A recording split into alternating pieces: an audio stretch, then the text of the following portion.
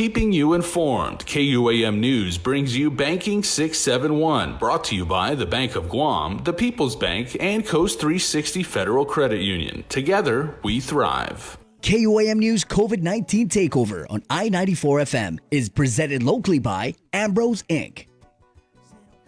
GU Self-Storage, conveniently located near the Harmon McDonald's. We offer affordable rates, online payments, and auto bill pay for your convenience. Plus gate access daily from 6 a.m. to 9 p.m. Call us today at 648-7867 for more information. With the new challenges we're all facing, First Hawaiian Bank wants to make sure you have access to your financial world. With FHB Online and our mobile app, we hope to make banking the least of your worries. Visit fhb.com/digital. We hope that you and your loved ones are safe and healthy during the COVID-19 pandemic. It has been a challenging time for all, but now, more than ever, our cancer patients and caregivers need us. Although we are apart, we stand united in the fight against cancer. The American Cancer Society Guam is excited to announce our first virtual Relay for Life. Join us on Saturday, June 27th at 6:30 p.m. on KUAM TV 8, as well as on I-94 FM and streaming on KUAM News digital platforms. Cancer does not stop, and neither can we. On June 27th, let's celebrate together and fight cancer. Visit relayforlife.org/GuamGU to find out how you can participate in the 2020 Virtual Relay for Life Guam.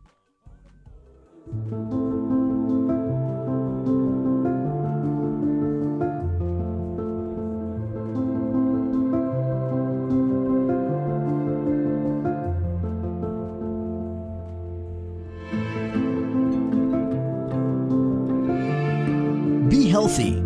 Be informed with ITD. It's not always easy trying something new. Sometimes you have to help your loved ones along. Nana is so used to her weekly trips to the bank that going online can be a little scary for her. But her grandson knows that banking online is safer and easier. So he's teaching her how to get started using Bank of Guam's online banking videos. Teaching is one way to show our loved ones we care. Keep your family safe at home and show them how to bank online. Find easy-to-use online banking tutorials at bankofguam.com or on our Instagram and Facebook pages. Bank of Guam, member FDIC. Be healthy. Be informed with ITD.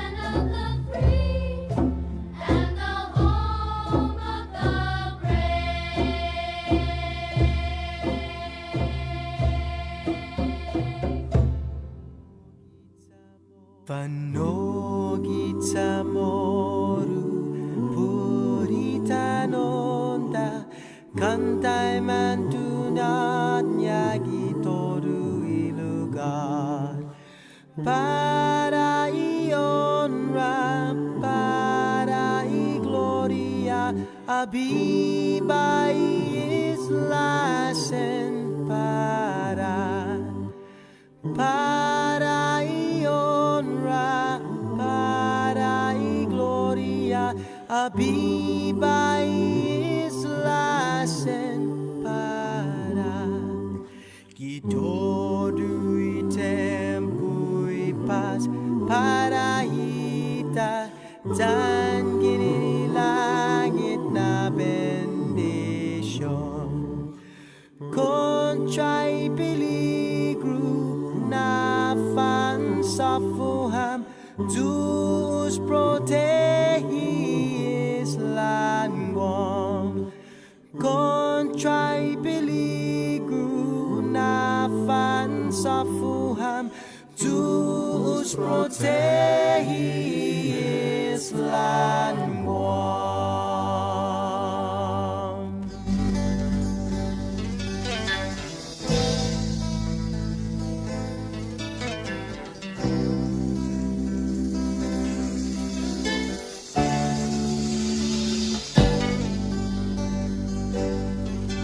Pagu ulihaw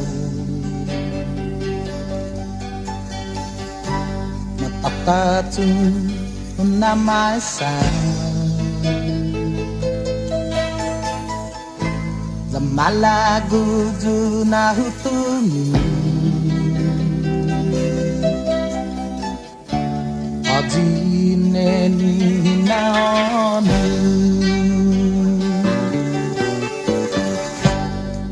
Sina humihuju at sukabang humalagu sa estane ni unakloru nagwaha esta hanubiu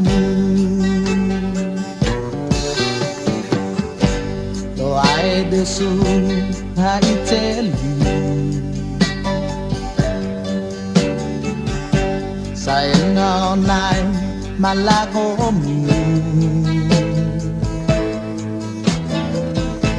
raun dia unahasu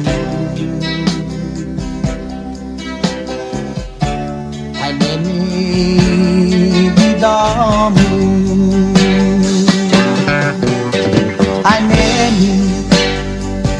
Malago kupendi sa hanggan jamu Zagwahu jahu Haneni Paguno Nakabra jamu Zagwahu hagu mastahu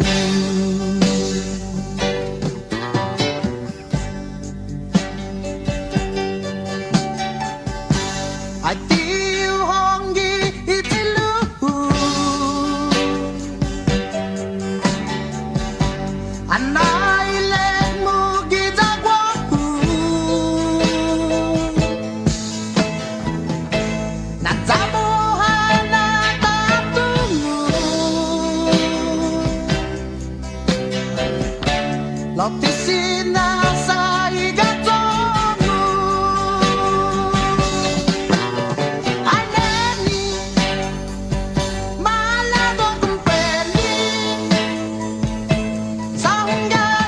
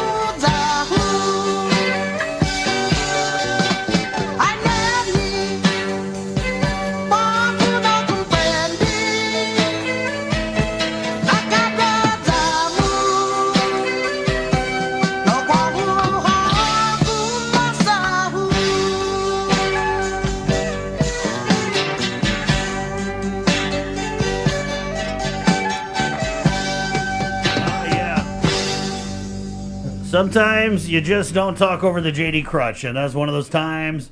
Getting started here, the KUAM News Takeover, Guam's favorite. It's containing COVID. Good morning, Guam! All right, it's Wednesday, the 24th day of July at 6:29. Morning, Sabrina. Good morning. How was your night? It was good. It's always good. Went to bed early. It's always good. Come on. Yeah, I did. I tried to go to sleep early, and then all of a sudden I got this phone call. Sorry. And I was like, hey, what do you think about this? Man, dude. It was only you couldn't wait till 4 in the morning. It was only 9:15. I didn't know you were sleeping. Yeah. Yeah, let's just say I had one of those nights where I finally got to go through some documents. And I was going through and I was like, what? Wait, hold up. What? Huh? Okay. I mean, I get excited about documents too, but Yeah, but not when you're sleeping. I know. Yeah. Yeah, I called you up and you're like, and I was like, what do you think people would think? What do you think? And you're like, just like that. It was just like that, guys. Hey, it's 6:30 and we're proudly sponsored by Ambrose Inc., IT&E, Calvo Enterprises, Coast 360, and the Bank of Guam. As always, we're going to try and squeeze as much info as we can into the next 3 hours and 30 minutes of... Oh, it's June 24th. Did I say July? I'm not sure what you said. I'm getting ahead of myself. I wish it was July. So we're jamming it all in here.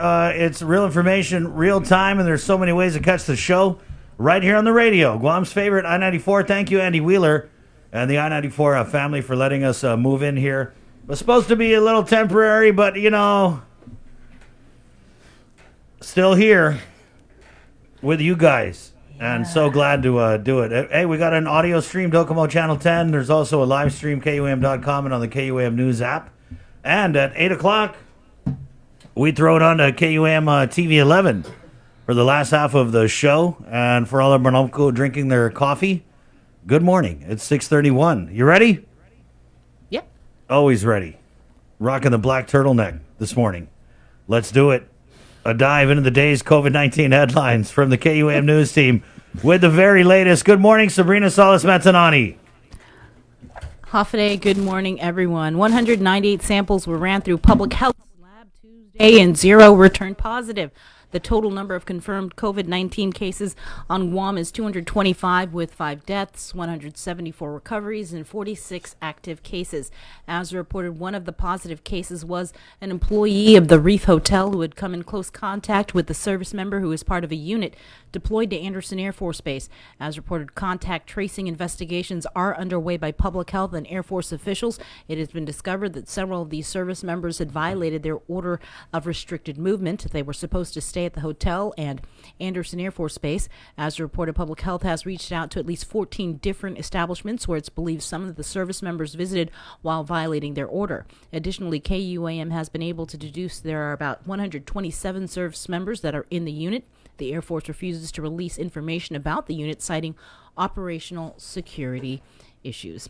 Meanwhile, according to military.com, Naval Base Guam has been selected as a safe haven port where Navy ships can pull into port and sailors can enjoy free time without a big risk that they'll bring COVID back onto the vessel. It was on June 11th. The USS Blue Ridge pulled into Guam for a safe haven Liberty. It's not clear whether the vessel and its crew are still on Guam, but according to a press release, the sailors have access to specific designated areas on the pier and a secured beach on base. This type of port visit is designed to provide necessary mental and physical relaxation that the crew needs in order to better perform their jobs and feel rejuvenated, allowing for quality of life liberty, boosting crew morale, readiness and effectiveness while mitigating the risk of contracting COVID. The Navy's operations chief in charge of its COVID-19 response says the service is also working on safe haven ports in the Mediterranean Sea and the Middle East. Expanded community testing continues today at the Agana Heights Mayor's office and Thursday in Jotnya at the parking lot between St. Francis Church and School. Again, testing is from 9 a.m. to 12 noon. It is free and you do not need to have symptoms to get tested. Just bring an ID. Another reminder that the Guam Department of Education emergency food distribution continues tomorrow at the Teedson Upper Baseball Field and the Dededo Farmers Market from 6 a.m. to 10 a.m. The distribution will be held every other Thursday. GDOE, in the meantime, announces that the grab-and-go school meal distribution at Weddingale Elementary is closed for the remainder of the week because of an electrical issue affecting the Dededo campus. GDOE is working with GPA to address the issue. The grab-and-go program at Weddingale is expected to resume on Monday. Governor Lulian Grow has written letters urging the management of Guam Waterworks Authority and Guam Power to halt plans to disconnect delinquent ratepayers until a majority of unemployment benefits are paid out by the Guam Department of Labor. Last week, the utility agencies announced that disconnections for non-payment of power and water utility bills will resume on July 1st. GWA and GPA urge ratepayers to begin making payment arrangements immediately. Disconnections were suspended in March and continues through June 30th. In response to the governor's request, CCU member Simon Sanchez said no mass disconnections will occur on July 1st, but that GPA and GWA encourages all ratepayers who may have become delinquent during the loss of income caused by COVID-19 to come in to negotiate payment plans. Sanchez adding, quote, disconnections may begin in July, but not until or unless a ratepayer decides not to negotiate payment plan in July. During a CCU meeting last night, it was announced that over 100 payment plans have already been negotiated and more are being negotiated each day. The plan to reopen the tourism industry by the first week of July is still on. To prepare for the potential arrivals, the Island Beautification Task Force and the Visitors Bureau are sponsoring a major cleanup event this Saturday. IBTF Chairperson Lieutenant Governor Josh Tenorio and GVB Chair Sunny Atta are asking for your help. Nestor Lecanto has the story. You can expect to see quite a large number of people that love our island, some young people that are committed to our ecology, a lot of business people that want to identify areas to invest in resources, invest in labor, and invest in one of the most beautiful places in the world, our own island of Guam. Pre-COVID, we had record arrivals. We had excellent responses, feedback from our visitors, and we want to continue that, but even better. And this is a chance for companies and individuals to get out and help become part of this revival, this rebuilding of Guam tourism. A big turnout is expected and an extensive number of sites has been identified. But once cleaned up, can it be sustained? Along with a change in attitude, says Tenorio, effective enforcement is needed. We actually have a plan that's being looked at between the law enforcement side and EPA, and then bringing in the mayors to really have additional eyes and have a very coordinated response.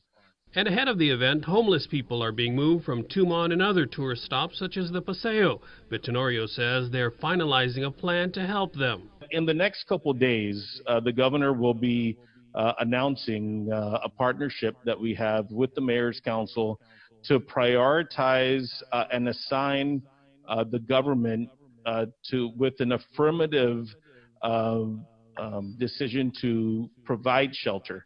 The cleanup is scheduled for 8 a.m. Saturday, June 27. Some 700 people have already signed up, but they're looking for more. Check the GVB website to volunteer your time or to provide supplies. For Guam's News Network, I'm Nestor Lecanto. In regional news, we head over to Saipan, where our Tomas Manglonia brings us this live report. Good morning, Tomas. Bree and Chris, here's the latest making news in the CNMI. The CNMI House Special Committee on Federal Assistance and Disaster-Related Funding looking into hundreds of documents on spending during the COVID-19 emergency signed off by the administration. As the local CNMI budget is outlined, House Speaker B.J. Attal expressed his concern for furloughed workers' roles, which might have been filled after individuals were asked to leave. Documents sent to KUAM indicate that close to 500 government employees were furloughed. Take a listen.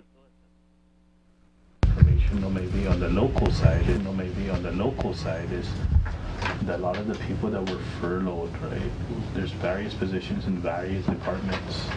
We need to review that, whether there's certain individuals that were furloughed, and let's say in a certain department or agency is being hired in another department or agency for a furloughed position. And that's something we need to really look at in the budget, because it's really unfortunate. We're doing this on this side, but we also need to look at our local finances. So that's something we definitely need to look at. I mean, there's places that I've heard. I haven't seen black and white yet. I'm trying to get to the black and white portion of whether certain individuals are being furloughed in one area, and then they're filling out furlough positions in another area. That's the unfortunate thing, because those people that were furloughed in those specific departments, is that it's detrimental, and it's really bad. It's like saying that they are not worth the position they were furloughed for, but yet hiring somebody else into those positions that were furloughed in a different department. But it's definitely for the budget. And now that we got our legal here, just for the members of the committee plans to reconvene in the next week with a list of department heads they'd like to speak with. They plan to issue a final report with their findings in July. And some news from the CNMI Department of Labor. The CNMI Department of Labor was awarded $1.5 million to assist eligible individuals with temporary employment that focuses on pandemic disaster relief, humanitarian assistance, and other allowable functions that would help the CNMI respond and recover from COVID-19. A press release late yesterday says that training opportunities may also be available for those qualified and eligible individuals to transition between careers. You can learn more at hiremarianas.com portal. And some news out of the Commonwealth Healthcare Corporation. CEO Esther Muñoz tells KUAM that as of yesterday, there's one active case of COVID-19 on Saipan at the Canoa Resort Isolation Facility as of yesterday, out of the total 30 confirmed cases, with 2 deaths in the CNMI. The COVID-19 task force is also preparing to roll out village-based testing soon. Muñoz telling KUAM in a Zoom interview yesterday that they've tried to reach out to communities, whether they're from a program like the Manamco Center and other programs that assist individuals that may have difficulty going to the community-based testing that was initially at the Saipan International Airport. Muñoz adds that the online portal will be updated for village testing registration and details soon. It's been nearly 2 weeks since the NMI confirmed its last case of coronavirus. According to the latest press release, over 15% of the CNMI's population have been tested through the community-based initiative so far. Bringing Chris, that's the latest making news here in the CNMI. Thanks, Tomas. The Guam Police Department has launched a death investigation following a shooting that occurred yesterday afternoon in central Guam. Yellow tape cordon off this area in Agania Heights. Police spokesperson Paul Tapal. Shortly before 2:30 p.m., our officers from the Central Precinct Command received a call of a possible shooting within the Tuhan area. A check was made, and in which they responded to a home. They made a check of a home, and at that time they discovered a lifeless male. We're estimating at this time to be between his late 30s or early 40s. Detectives from the Criminal Investigation Division were activated along with GPD, Forensic Science Division, and crime scene investigators. Tapal says a person of interest is currently being questioned. We have him. We're not going to disclose any other information other than he's right now with our detectives at CID being interviewed relative to this investigation. Currently, GPD can only classify the case as a death investigation and cannot officially determine whether foul play was involved. With these cases, the determining factor too with the manner and the causation of death will be decided by a pathologist once an autopsy has been performed. The fate of Brandon Acosta's case is back in the hands of the jury. A status hearing was held in Judge Vern Perez's courtroom on Acosta's motion for acquittal to dismiss all charges.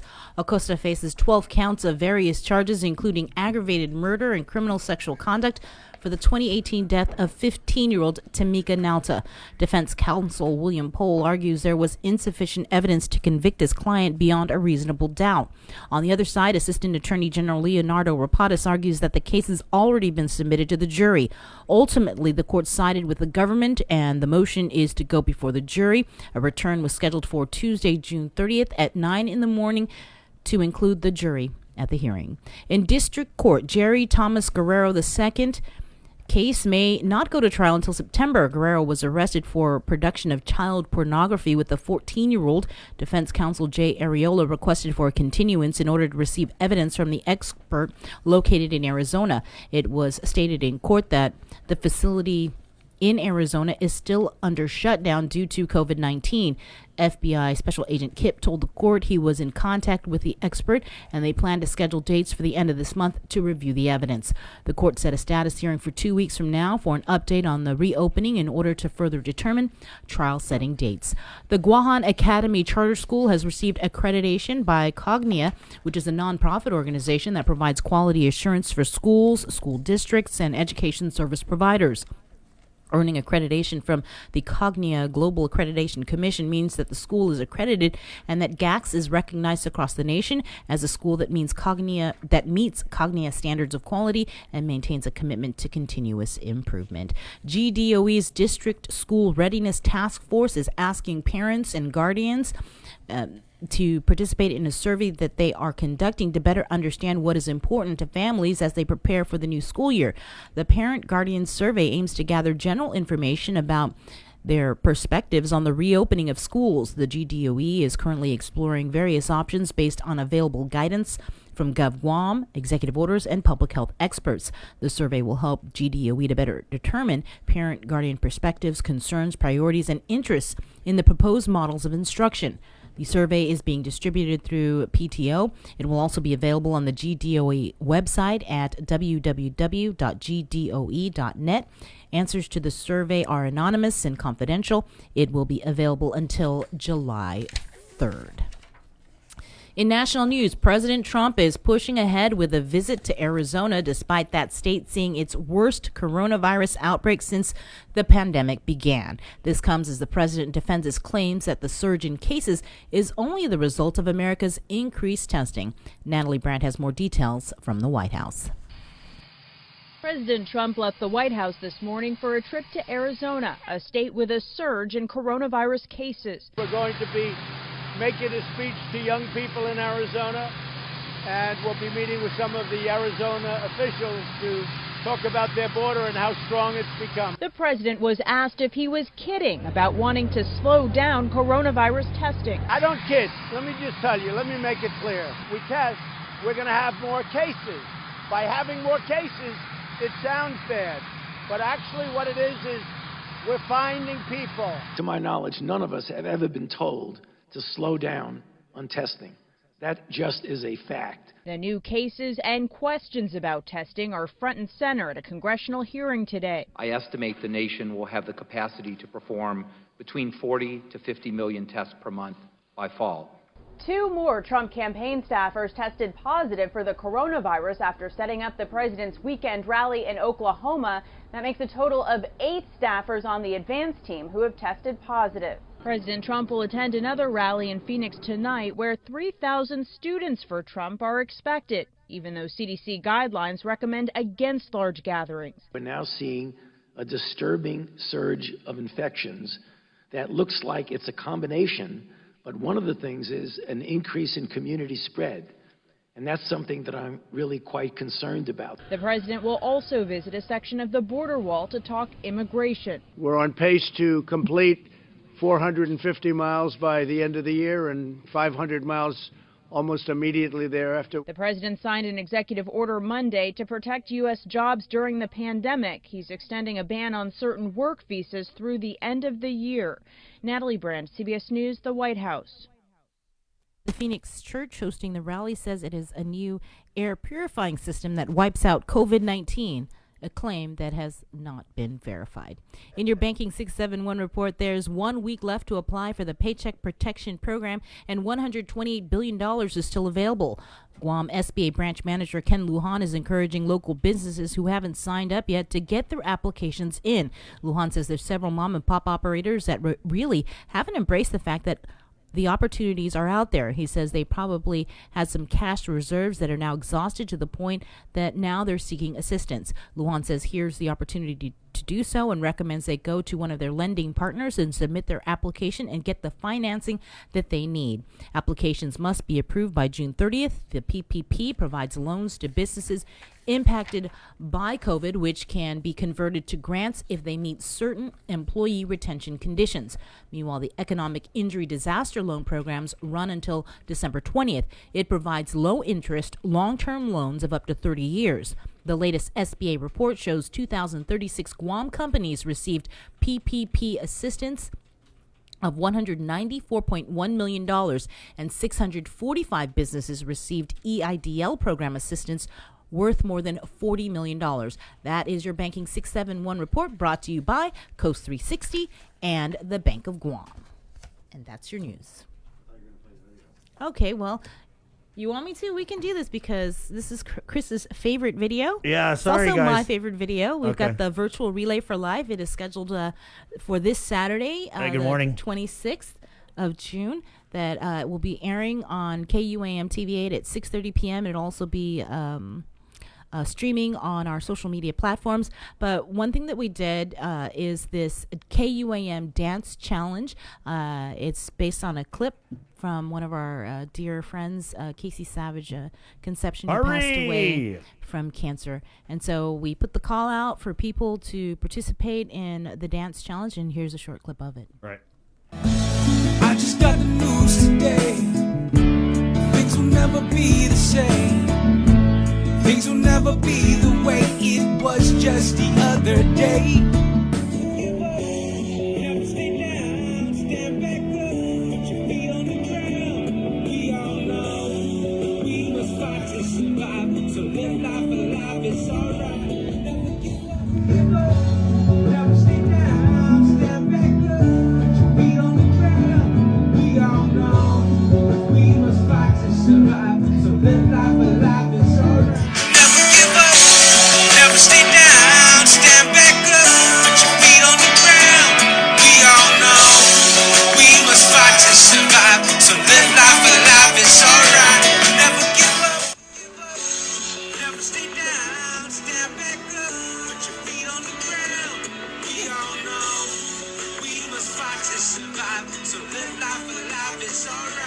Never give up, never stay down, stand back up, put your feet on the ground.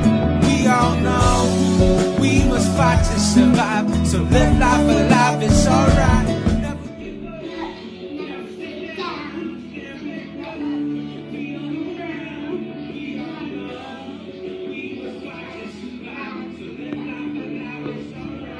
Never give up, never stay down, stand back up, put your feet on the ground. We all know we must fight to survive, so live life alive, it's alright.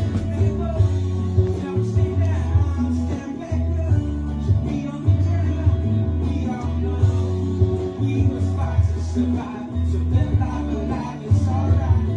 give up, never stay down, stand back up, put your feet on the ground. We all know we must fight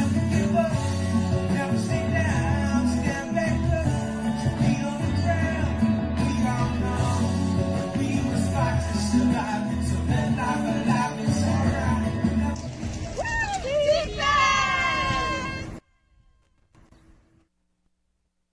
Okay, we're going to have to talk to Jason about including that last clip. I think we said do not include a video.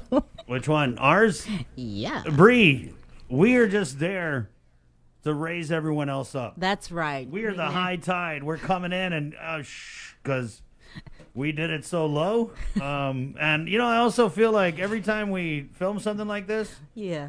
I feel like Jason's setting me up. Not you, because you're his girl, but it's the angles. You know, I told him I'm a up angle guy, the meaning you shoot me from up No, here. I didn't like that angle either. Yeah, I mean, you know, everyone's like, I thought you were doing squats. Yeah. Yeah, but the camera adds like 20 pounds. and 20 years. Hey, it's true. Hey, it's 6:52, Guam's favorite. Let's go to the phones here. A voice we haven't heard in a while, but I've been thinking about him because one of his lines is Natgoskas, Guam, and we'll bring on Dr. Vince Akimoto. Welcome back, Doc. Hey, good morning, Chris. How are you Good guys? morning. Nice to bring that- Good morning. It is a beautiful day, and, It and is. Guam does look clean. I mean, the people have been out and about. It looks like the island is getting ready for the reopening of tourism and just the reopening of living life normally. I don't know if you've noticed, but there has been a lot of work done around the island by, I think, private citizens and also companies that are trying to get ready for the July 1st reopening of tourism, and we're proud of them. I guess there's a big event this weekend being led, I believe, by the Lieutenant Governor to beautify the island. So this is what we had hoped to happen, and now that it's happening, we want to celebrate that. Right. I know from the beginning, this is what you've been talking about. I mean, aside from, COVID, but you've been talking about how we need to get out there, exercise, and clean up Guam. So as And it so happens, here we are. I think, as it happens, we of course want to make sure that the advice was good, that being outside somehow will protect you against the virus, which I still firmly believe. I think there's something about our community that is protective. We're doing pretty well, and communities around the world that are similar to us are likewise doing well. So this reopening on July 1st to tourists potentially from Japan, Korea, and Taiwan does bring some risks with it, but I think it's also a return to some normalcy that we, I think, need to embrace, because this lockdown is a temporary state that cannot be sustained. But in order for us to open up, I think we have to accept the fact that there are new obligations as a community, one of which would be to make sure that the tourists that come, these visitors, don't bring additional disease. So we learned a painful lesson this past week with regards to the military. It does appear that the 38 or so airmen that came did come with the disease. So there was a failure of screening and then also of contact tracing as they're here and supposedly in quarantine. I mean, again, we can blame them for violating their obligation to stay shelter in place, but there is an obligation by our government and to include public health to make sure that they do follow those orders, because we can't rely, I think, on human nature to always behave. And again, it's not to condone it or to say that it's okay, but these are our guys. They're acting like Americans do, and I think we would probably be accused of doing the same at some point in our lives. So I don't think we nailed them to the wall or say that the military is terrible. In fact, I'll just remind everybody that one of the reasons why Guam, I think, has been in a relatively favorable place is because we do have so much military medicine locally to help us fight this disease if the need arises. I mean, it does seem like right now Guam is one of the best prepared American communities because we have, I think, a relatively strong local healthcare system, although, again, fragile, very thin, but a very robust, very strong military medicine presence because of the previous presence of the Teddy Roosevelt with its 5,000 personnel, many of whom were infected. And then now with all these, squadrons and different contingencies, detachments that are here as a result of the increased trouble in Asia and in China.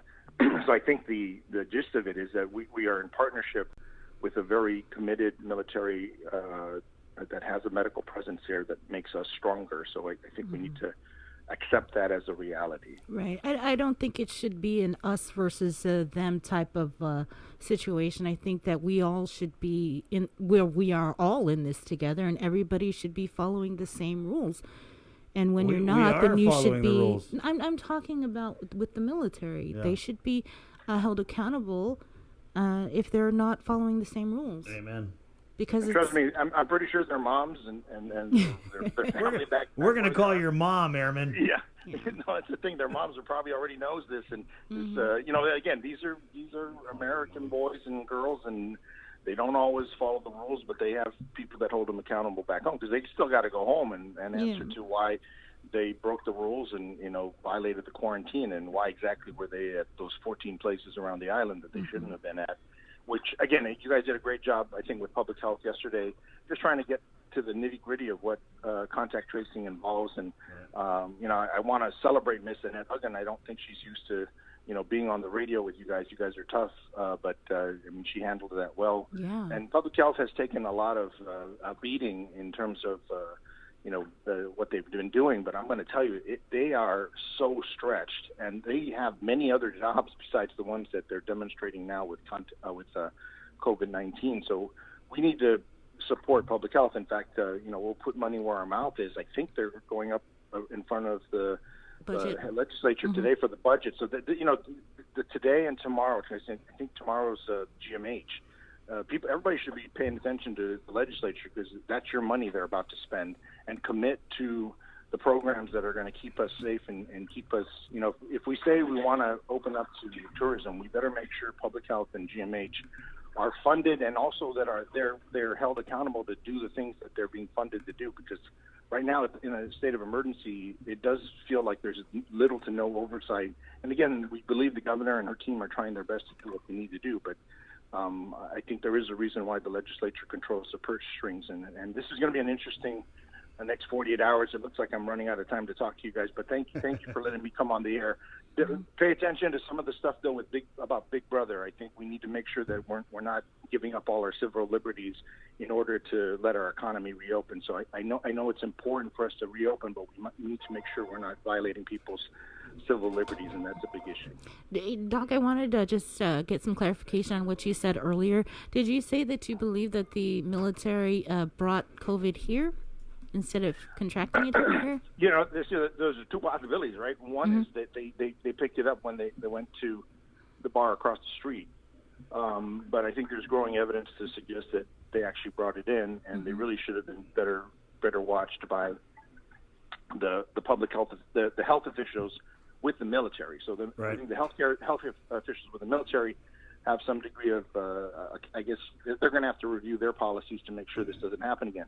But without a doubt, anybody who comes into Guam, that's whether they're on the base or off the base, the public health people need to be aware of what's happening. And there's just not enough, I think, people to do that. I mean, I think contact tracing right now has become one of the biggest growth industries in the nation. They're hiring hundreds of thousands of contact tracers in states around the world. Dr. Fauci, who's been criticized for maybe trying to keep things closed too long, has agreed that if for us to reopen, we need robust, aggressive contact tracing and an army of people, which is why we need to be careful about what these army of people are going to wind up doing, in terms of your civil liberties, your civil rights. They're basically going to be minding your business because they think you might be spreading the disease.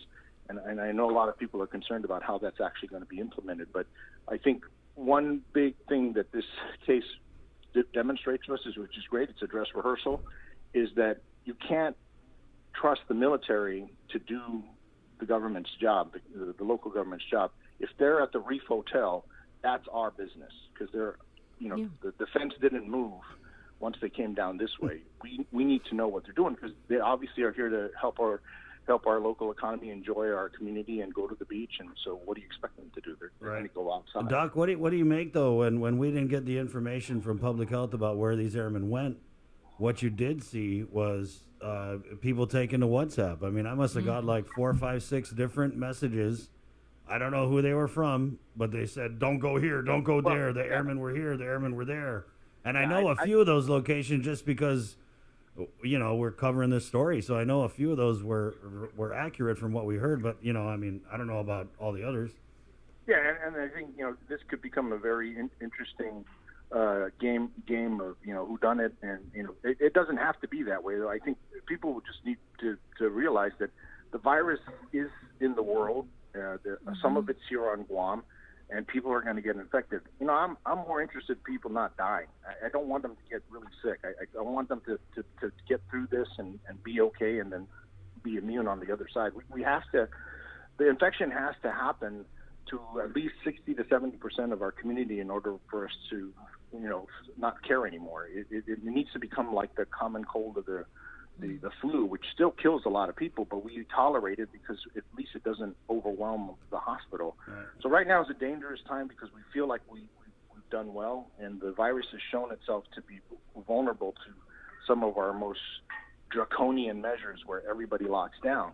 Now we need to figure out what's the right surgical technique to precisely and I guess smartly control the virus and allow people to get infected. So, in fact, these guys going around and doing stuff, that's what the tourists are going to do. What do you think the tourists are going to do? They're going to go to every one of those 14 establishments, deal with all those locals, potentially make them infected, and we just then need to clean up the mess. And I think that's the new normal, among the many new normals.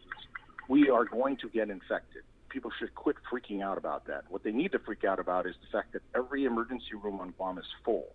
And I don't think I'm kidding. I mean, it's hard to get in if you're having a heart attack right now. So what do you think coronavirus is going to do when it hits GMH and it's full? So we need to pay attention to the infrastructure of our island. Unfortunately, the legislature has agreed to host public hearings today and tomorrow on how the money of Guam is going to be spent to protect you after you've gotten infected. Because I hate to tell you guys, but you're going to get infected, and you're going to have to deal with it, and your family's going to get infected, and you're going to have to deal with it. So let's not blame the airmen for doing what's going to happen on July 1st, and supposedly we're going to celebrate it. We're going to bring 10,000 people here a month to come in and infect our island. Happy birthday. Now who's Dr. Doom? Yeah. There you go. So, let's make sure the island is clean so everybody will want to go everywhere and anywhere. Wow, it doesn't sound like you're excited about this. No. I think I'm yeah, no. What? Messages. I want it to happen. I just want it to happen my way. No, just kidding. I mean, under control, thoughtfully done. And so if bad things happen, we have to say God's will. There are a lot of improvements that can happen, but a lot of improvements have happened. I mean, I don't want to end this phone call without pointing out that I usually criticize the Guam Memorial Hospital, rightfully so, for a lot of its failures, but it didn't fail us during this pandemic. The GMH buckled but did not break. They made some moves that I don't agree with, but they did what they needed to do. And I'm going to tell you, they showed up to work every day, 24 hours a day. So big applause to them as they go to their public budget hearing tomorrow. I think they're going to be demonstrating some numbers that are going to just blow people out of the water.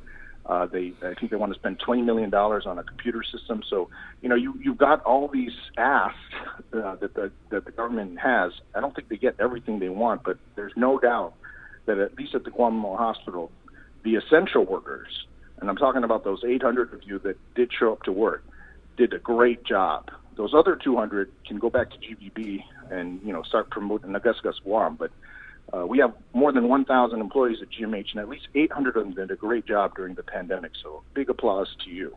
All right, Doc. Thank you. Thanks, Wash your hands. Grant. Okay. Have a great day. Bye-bye. Bye-bye. Bye. 707. Let's keep it on the phones here.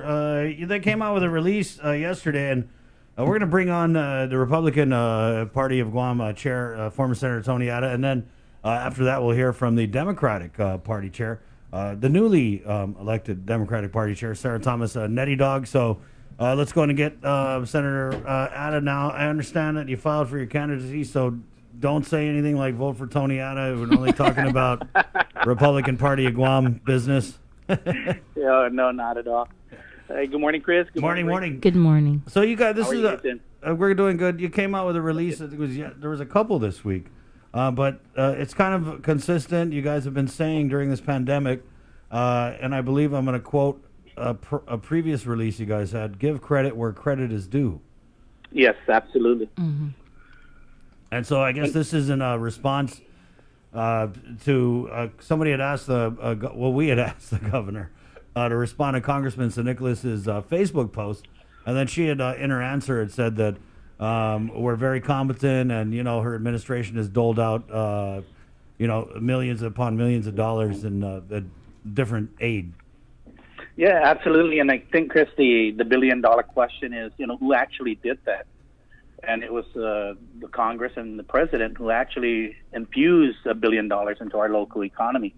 The government, the local government, all their job was to do is to, ensure that they process and immediately release the money to the recipient. So, again, like our last release, give credit where credit is due, and I think the credit belongs to the president and to Congress for absolutely not leaving out the people of Guam and the territory. All right. And you also issued another press release, the Republican Party, and this one is regarding what happened over the weekend at the Adelup Breezeway. And Ken Leon Guerrero, he's also a candidate for senator. He wrote, I believe, the Democratic Party. Yeah. He filed a complaint also regarding how they were politicking, I guess you could say. Yeah, I think he called it a mini Hatch Act violation. There you go. So then he would have filed it with the CSC. Civil Service Yeah, so, we followed up with Ken on that activity that happened over the weekend. I think they had two activities down there at Adelup, and I think the first one was their elections, and then followed by their petition signing down. Yeah. So the question is, you always trust but verify. We want to make sure that candidates don't get in trouble for the things that they do, and but most especially when it comes to government facilities. And when Mr. Leon Guerrero, who is a candidate, brought that to the attention, we had to act on it and ensure that they're in compliance with the GEC and also with the Election Commission. We want to make sure that they come out with something saying, yes, it's okay, so that candidates can do what they need to do to ensure that they get their signatures and they can go on campaign. So if there's not an issue with that, then, I think everything will be okay. Well, we did that. We had executive director of the Guam Election Commission, Maria Pangilinan, on, I want to say Monday. Was it Monday? Yeah, Monday. And she had said she didn't see anything in the law, and then she referred us to Department of Public Works. Funny story. So we had acting DPR director and DPW deputy director Jess Garcia on, and he then deferred it back to the Guam Election Commission. And then the Election Commission, one of the she talked about the civil. Did she talk about the Civil Service Commission? The Yeah, Civil then Service she Commission said- comes in and they do check the presentations. because they do the presentations of the mini Hatch Act. But I think someone had said that if they had rented the property, like you would rent a pavilion or other type of government property, that then the activity would be okay. But we're getting Sarah on, and then I want, of course, I told her we're going to ask you about this, so maybe she can offer more clarity. But what have you guys heard on your end? Well, that we haven't heard anything from those organizations or those agencies. And I think the other question is, did it go against the governor's executive order, right? Where, you still can't have organized activities going on. I'm pretty sure there's sports activities, sports organizations that want to continue with their sporting activities. But because the executive order doesn't allow organized activities, then did the Democrat Party of Guam go against the governor's executive order?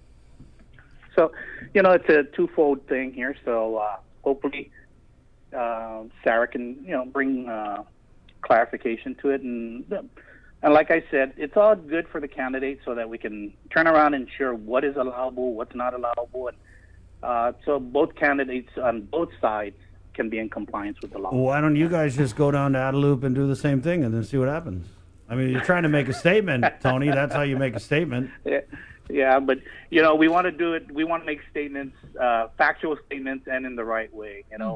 Two wrongs don't make a right. So we just want to make sure that we're both on the right and everything's good to go with them. So yeah. Are you? I was reading the release. It says something about submitting an inquiry to the Office of the Attorney General regarding this matter. Is that transpired?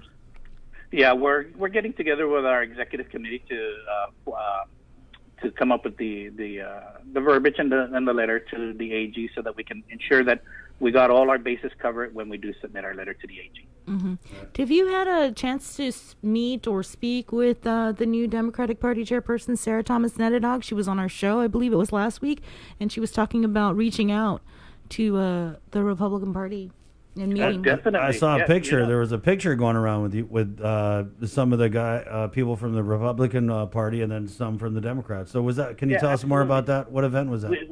We had a lunch together, and we sat down, congratulated her, for becoming the chairwoman of the Democrat Party of Guam, and talked about how is it that we can move forward and ensure that this election process will be, everything that our island is going through right now.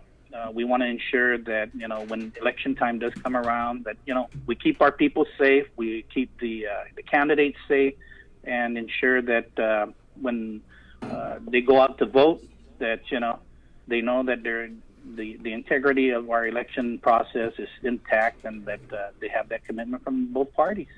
Were there more than 25 people at that gathering, Senator? Oh, no, not at all. Okay.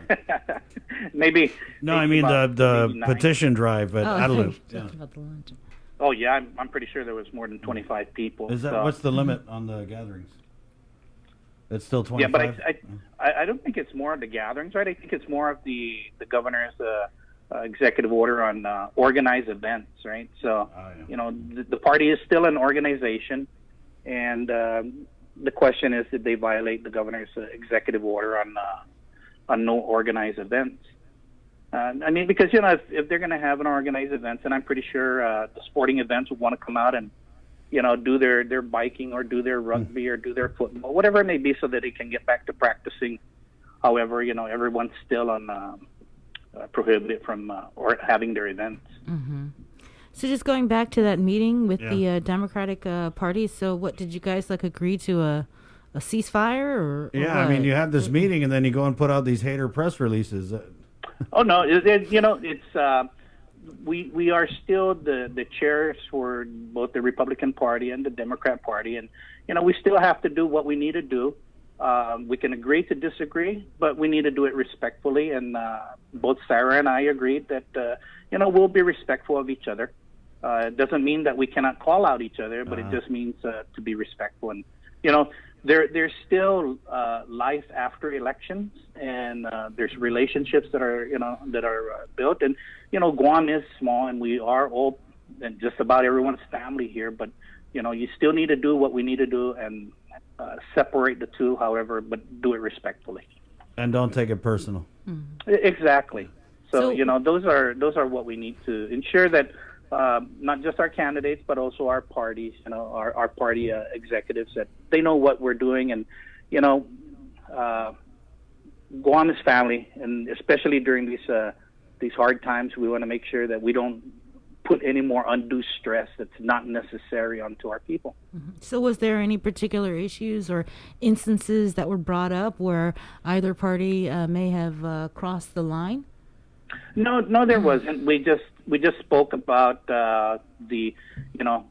congratulating her again on her chairmanship, and then just talking about how's everything, how's everyone doing on both sides, and like I said, how we can make this election perhaps probably an election to remember, right? Not because it's just another election, but because these are trying times. How we're going to move forward in ensuring that our people are, taken care of, and also ensuring that the election process is, like I said, intact, and the integrity of the election process will always be there. Mm-hmm. I was looking over the list over at the Guam Election Commission. They update it daily. For people that have either picked up packets or people that have actually filed. And, on both sides, it's hardly anybody is filed yet. And, the deadline is about a week away, June 30th. Yeah, Tuesday. Are we going to see a slate of 15 candidates on the Republican side or more? I'm sure both sides are looking to ensure that they get their petition. And I think that was the problem, was the petitions, because of the lockdown for 3 months. Candidates were not able to go out and get their petitions signed. So everybody's just trying to hustle, trying to get their petitions and get everything together so they can submit their documentation and become a candidate for the upcoming primary election. But I'm confident that we'll get our 15 candidates, and also for the congressional delegate seat, for the mayoral and vice mayoral seats. Right. Well, you are the chair of the party. Has it been difficult to recruit candidates?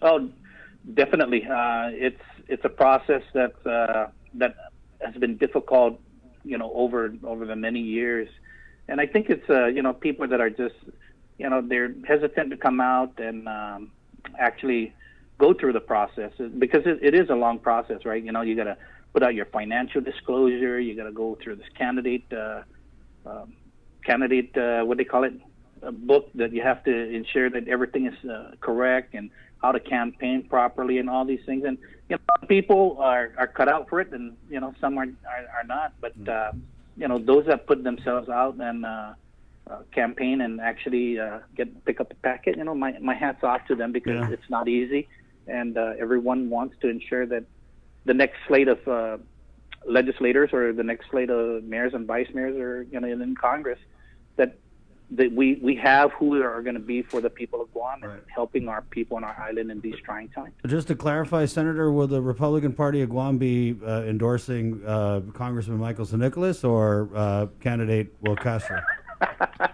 I'm just curious, because we had Juan Carlos Benitez on, and he couldn't bring himself to say anything negative about San Nicolas, so I just was wondering, because I'm pretty sure that, you guys are very close with the delegate, so I'm just wondering how, Senator Will's feeling this. Senator Will Castro is a Republican, and the Republican Party will support Senator Will Castro. He's the only candidate for the Republican Party of Guam. We're going full steam ahead with him. You better check your executive committee. What we do, and what we do with Delegate San Nicolas is, we want to ensure that things that are going on in D.C. does not exclude the territory or our people. And sometimes we, once the election process is over, we need to work together. And I think we've proven that we work together with the delegate to ensure that everything that's going up into Congress, or issues that we are fighting for, that we do it with one voice. And that's truly, we need to do this one voice, because I've seen it over, and I've been in office, and I've seen it happen, where we talk about one voice, but yet we're not doing it. We're not practicing what we preach.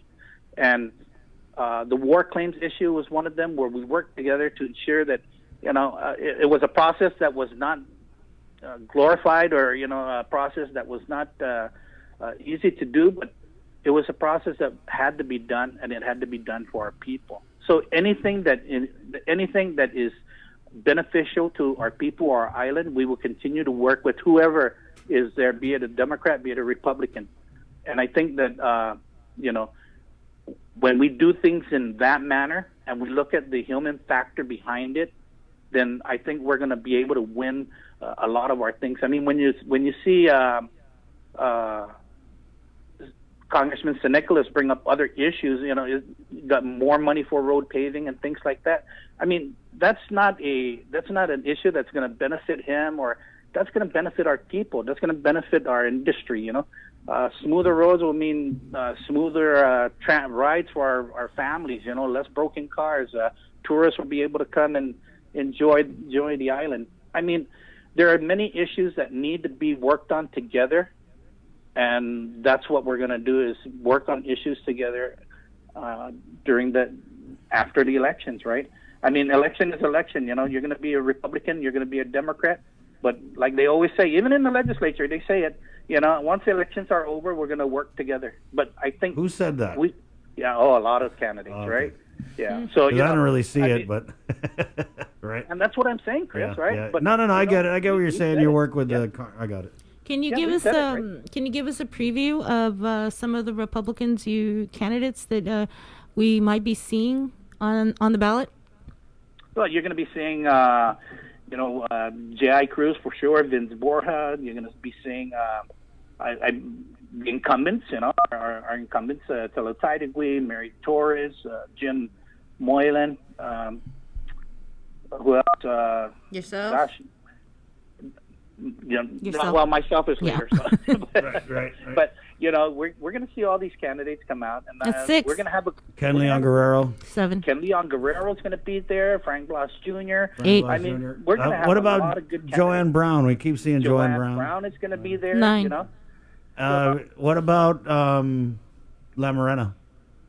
Well, Tony, we still tried to get Tony Lamarena to come on board, and he was still thinking about it. And who knows?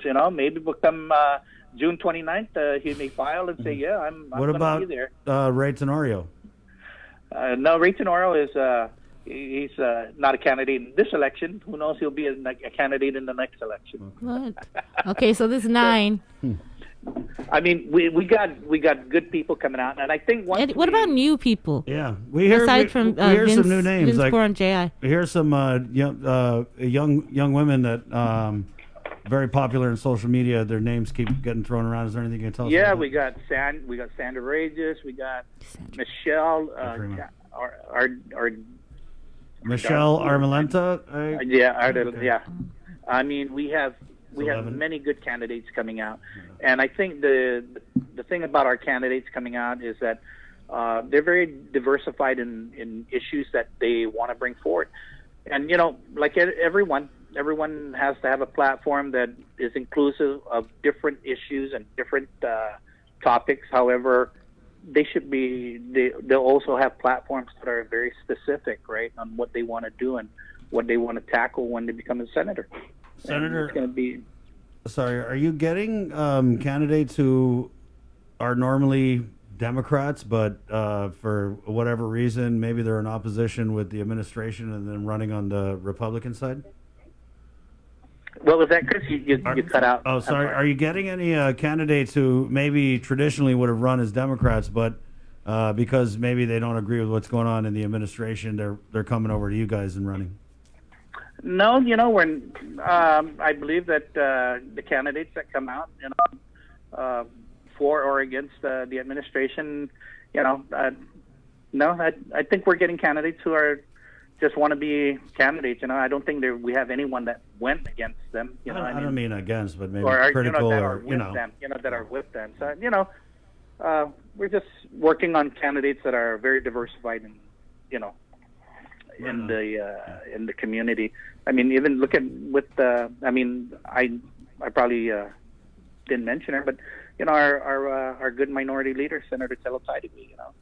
So we got many good candidates on our side, and we hope that come election time that the people of Guam say, yeah, you know what, we need the checks and balances in there. We need to ensure that we get a Republican majority. We need to put a Republican in Congress, and we need to get the mayors and vice mayors to be Republicans, so that we ensure that what the administration does, we keep an eye on them and ensure that there's transparency, there's accountability, and there's integrity in the process that goes on, and ensures that the fundings go out to the community, that the funding that's coming into the island is going to where it's supposed to be going. Okay.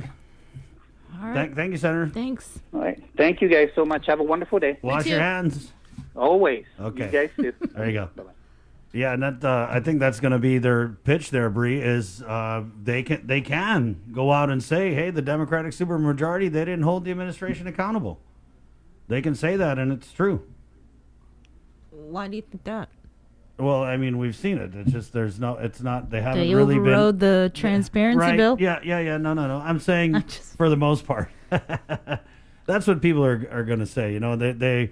I think in talking to people, they're very disappointed with, and not the. Well, I mean, yeah, it's a whole body. I'm just going to say they're disappointed with the way the Democratic supermajority hasn't really lived up to its role as a check and balance in this government of Guam. I mean, they couldn't really meet at the beginning of this because of COVID and social distancing. Yeah, I don't know. If we want to go back to that, remember there were some senators who did want to, and there were others who, do you remember the speaker, basically the governor said, I got this, and the speaker took the ball and went home. Remember, they couldn't have session for a while. And yeah. There were some senators that did introduce programs and legislation, but then, the governor came in with her own ideas and plans. Then they threw those to the wayside. So, yeah. I mean, if I was the Republicans, I would just be all day like, they failed. They weren't checks and balances. That's all they got to do, really. Unfortunately for, the Democrats, it's a, bed they made that they got to sleep in.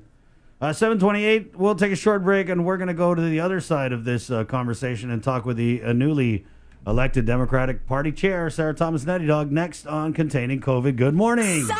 Keeping you informed, KUAM News brings you Banking 671, brought to you by the Bank of Guam, the People's Bank, and Coast 360 Federal Credit Union. Together, we thrive. KUAM News COVID-19 Takeover on I-94 FM is presented locally by Ambrose Inc. GU Self-Storage, conveniently located near the Harmon McDonald's. We offer affordable rates, online payments, and auto bill pay for your convenience. Plus gate access daily from 6 a.m. to 9 p.m. Call us today at 648-7867 for more information. With the new challenges we're all facing, First Hawaiian Bank wants to make sure you have access to your financial world. With FHB Online and our mobile app, we hope to make banking the least of your worries. Visit fhb.com/digital. We hope that you and your loved ones are safe and healthy during the COVID-19 pandemic. It has been a challenging time for all, but now, more than ever, our cancer patients and caregivers need us. Although we are apart, we stand united in the fight against cancer. The American Cancer Society Guam is excited to announce our first virtual Relay for Life. Join us on Saturday, June 27th at 6:30 p.m. on KUAM TV 8, as well as on I-94 FM and streaming on KUAM News digital platforms.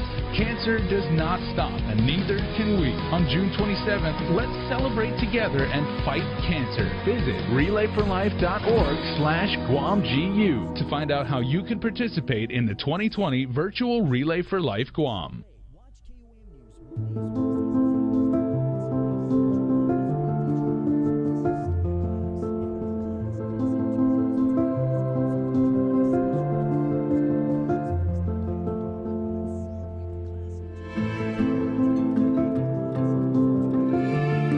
Be healthy. Be informed with ITD.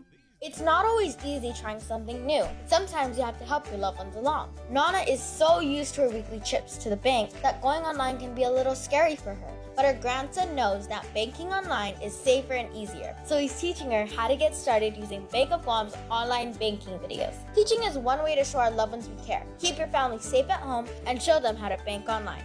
Find easy-to-use online banking tutorials at bankofguam.com or on our Instagram and Facebook pages. Bank of Guam, member FDIC.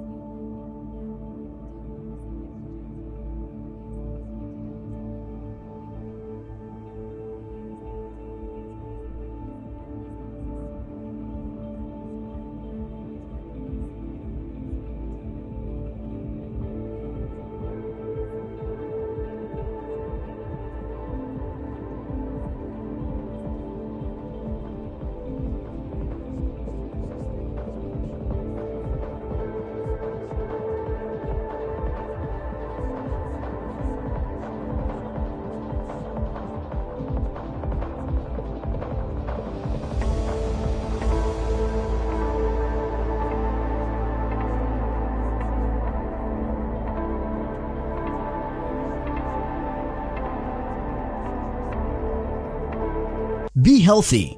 Be informed with ITD.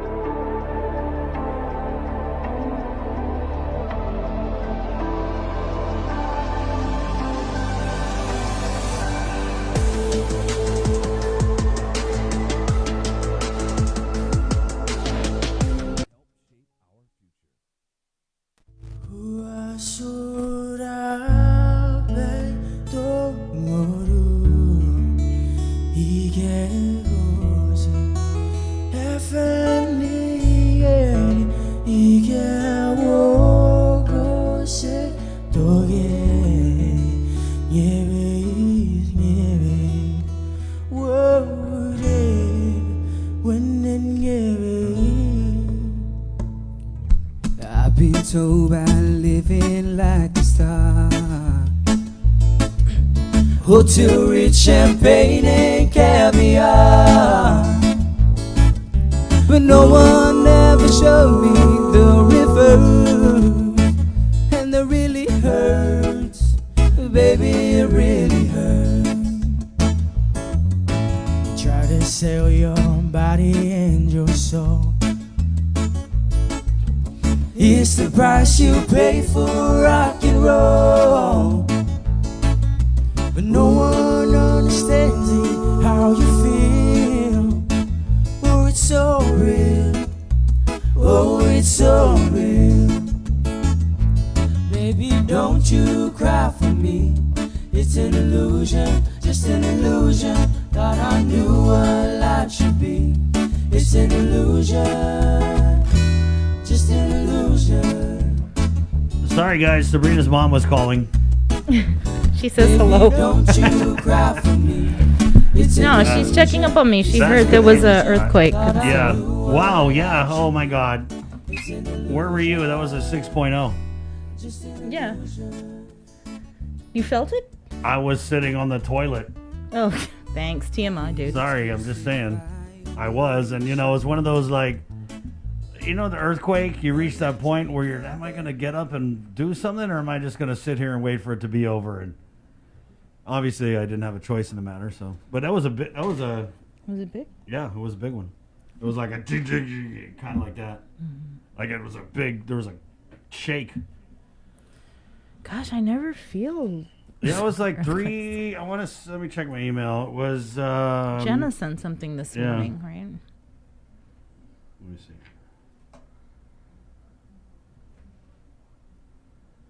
It was like about. It was before 4 a.m.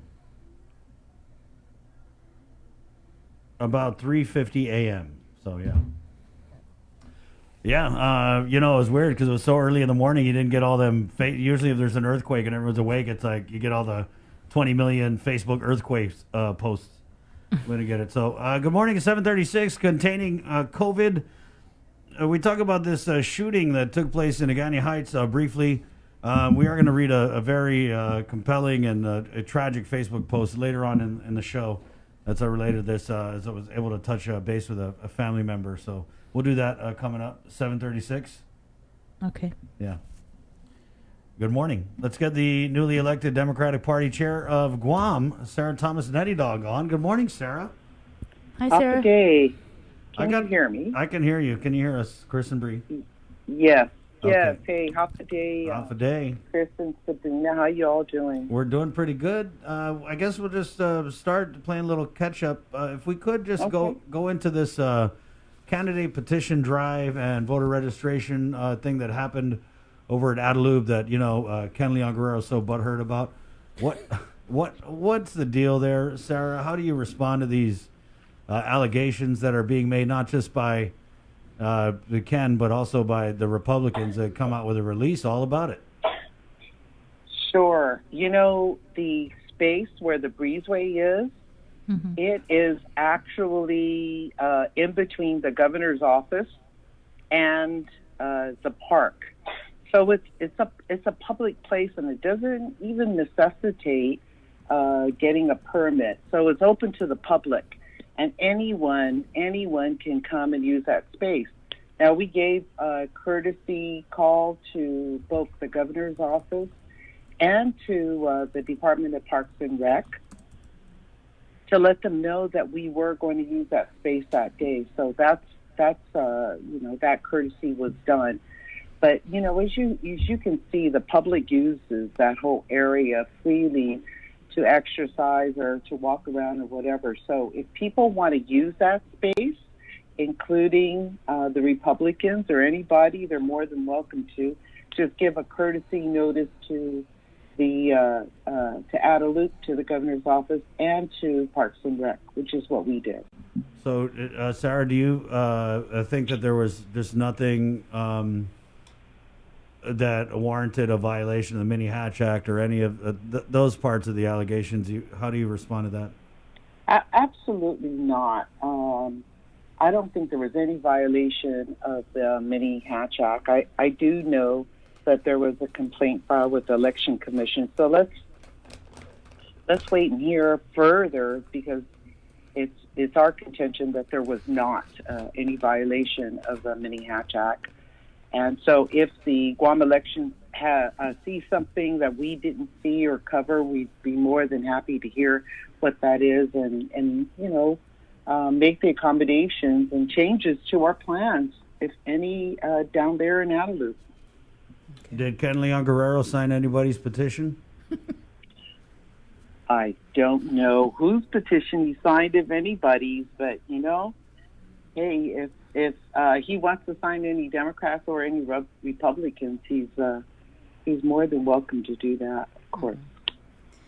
And then the other thing I wanted to catch up on was when we had the first touch base with you after you got the chairmanship. We had spoke briefly about the relationship between Congressman San Nicolas and the administration, a little bit strained, perhaps made even more strained by the recent back and forth between the Gov and the Congressman.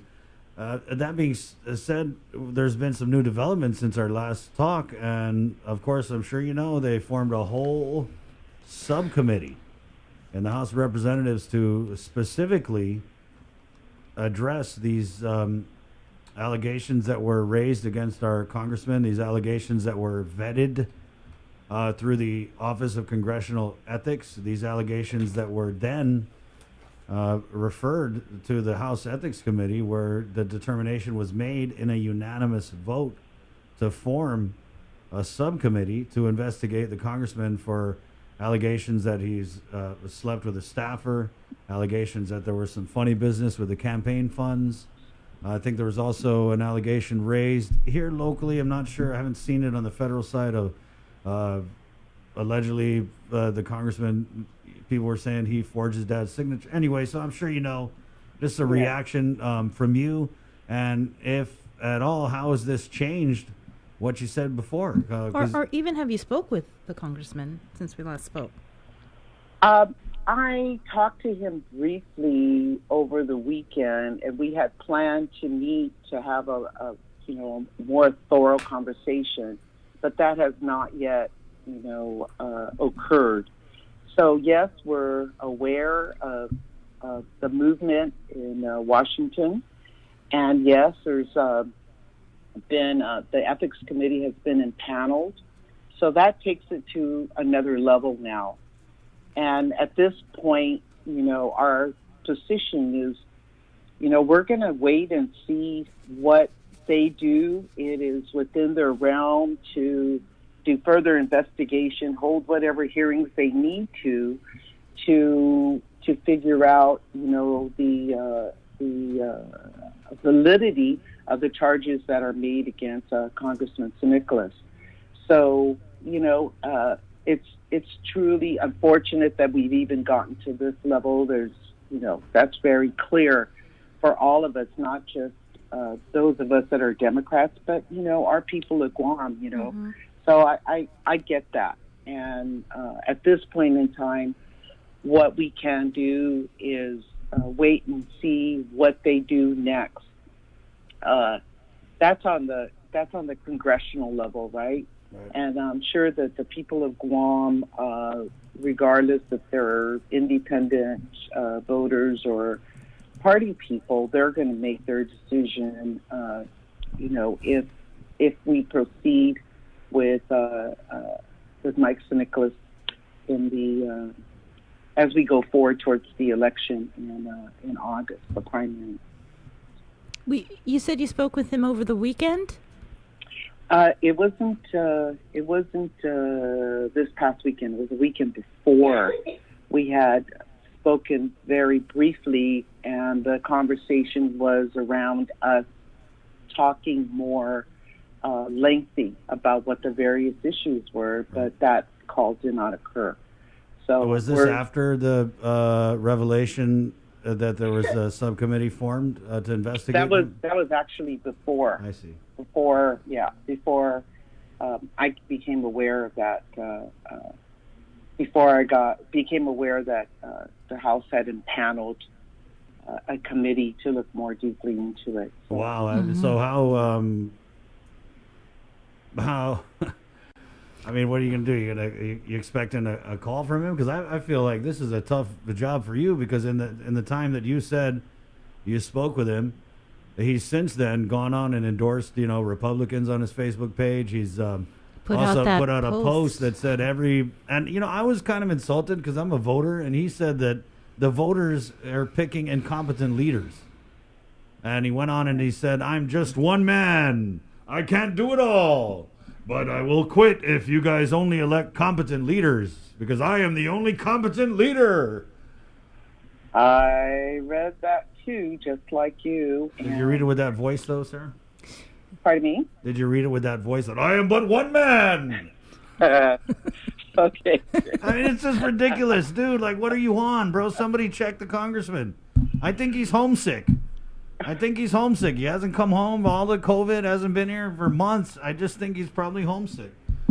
Okay. Well, we're certainly inviting him home and hoping that he's going to, meet with the people of Guam and talk about what's going on over there. I mean, he's far away and hard to get to. But, the bottom line at this point, Chris and Sabrina, is he's still the congressman. We're really going to take a position of, and of course, we would like, the ideal situation would be that, all of this is just a bad dream. But, at this point in time, like a nightmare? Yeah, nightmare. Yeah, like a nightmare. But it's I don't want to wake up. It's entertaining. It's obviously going deeper, okay? Right. Yeah. And we got that. So at this point, as a party, we can say, hey, Mike, figure this out, come and talk to us, and then waiting to see what the House says. But it looks like the House may not meet. I'm getting some messages that the Ethics Committee, although impaneled, may not actually meet for a few more months. So. Right. Gosh, we're going to have this hanging over our head. Sarah, yeah, I know. And as, you talk about protecting the party, how confident are you guys now in your candidate's chance? I mean, it's one thing if he's your guy, you know what I mean? He's your candidate and he's wounded, but, he's your go-to. You guys, have a great relationship. But here is a guy who's running under your party. There's blood in the water. It's recalcitrant. He's just stubbornly opposed to the Democrats on Guam. That's the fact. So when do you guys as a party go, man, I don't even know if, this guy can win this thing? And then there's all the questions about, party loyalty or whatever. So when do you guys say, maybe we should run someone else? Just because we want to make sure, or we want to be, safe, or we want a Democrat in D.C.? Absolutely. I mean, sure, we think that we should have a Democrat in D.C., and I would love to talk to Mike Nicholas. And so if he's listening, or any of his followers, he has my number. I want to talk with him.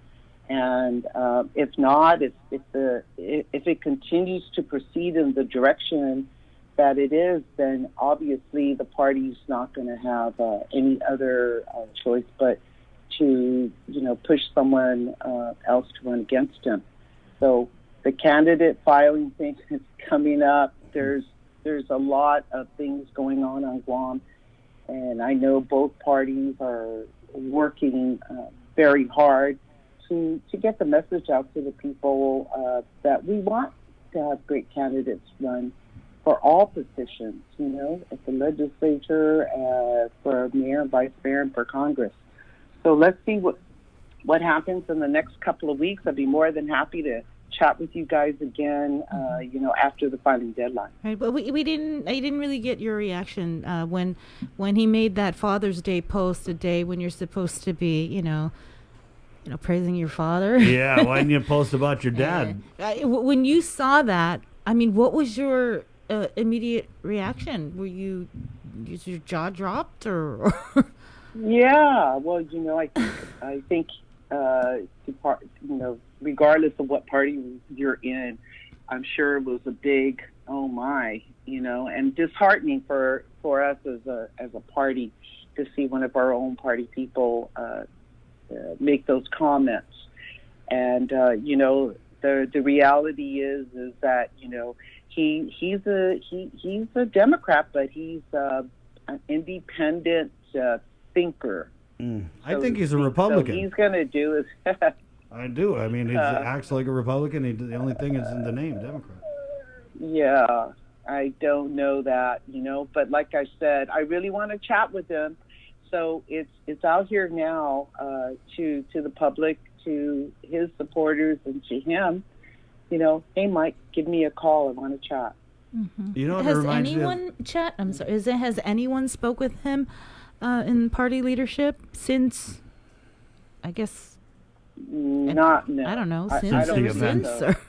I don't believe so. I don't believe any of the party leadership has spoken to Congressman Mike in the last maybe 2 weeks. I wonder if he's okay. Mm-hmm. You know what? I pray for him all the time, Yeah. and I want him to be okay. It's never a good thing to wish any harm or ill fate for anybody. Yeah. Right, So yeah. definitely. But you know what it reminds me of? It reminds me of that everybody has that one person in their family who just doesn't know what not to post on social media. Mm-hmm. Like I have a couple aunties, like, really, you're posting that? All our business on, what are you doing? No! That's what it reminds me of. But you know what, Sarah? People get a kick out of it because they love the drama. Mm-hmm. And he thrives off these likes and these shares, but at the end of the day, I'm not sure that translates to the ballot box. I think I've always said he won. He beat Congresswoman Yeah. Madeline Berdalio, so he has his base, he has his supporters, and even when we post stories or man. people post comments about him, they support him. Yeah. But and I'm not even disagreeing with you, Bree. I'm just saying that I still believe that he beat Madeline on a fluke, and I think that Madeline's people didn't take him seriously, which was a huge mistake, obviously. I think that they were busy promoting the candidacy of Senator Amanda Shelton, and they kind of just half-assed their way through the campaign. Mike kicked their butt, and Doris Flores Brooks is not a real candidate. So if he goes against someone, Wow, I don't think she would think. No, I'm not saying a real candidate, but I mean, she obviously wasn't not real enough to beat him. So yeah, I'm just thinking if he faces someone real, I think this is going to be a true test, because I don't agree. I think these people who post on these stories, that's what they're just on social media all day. And there's a lot of people I know who spend all their life on social media, and I don't think they're voters. So I don't know, we'll see.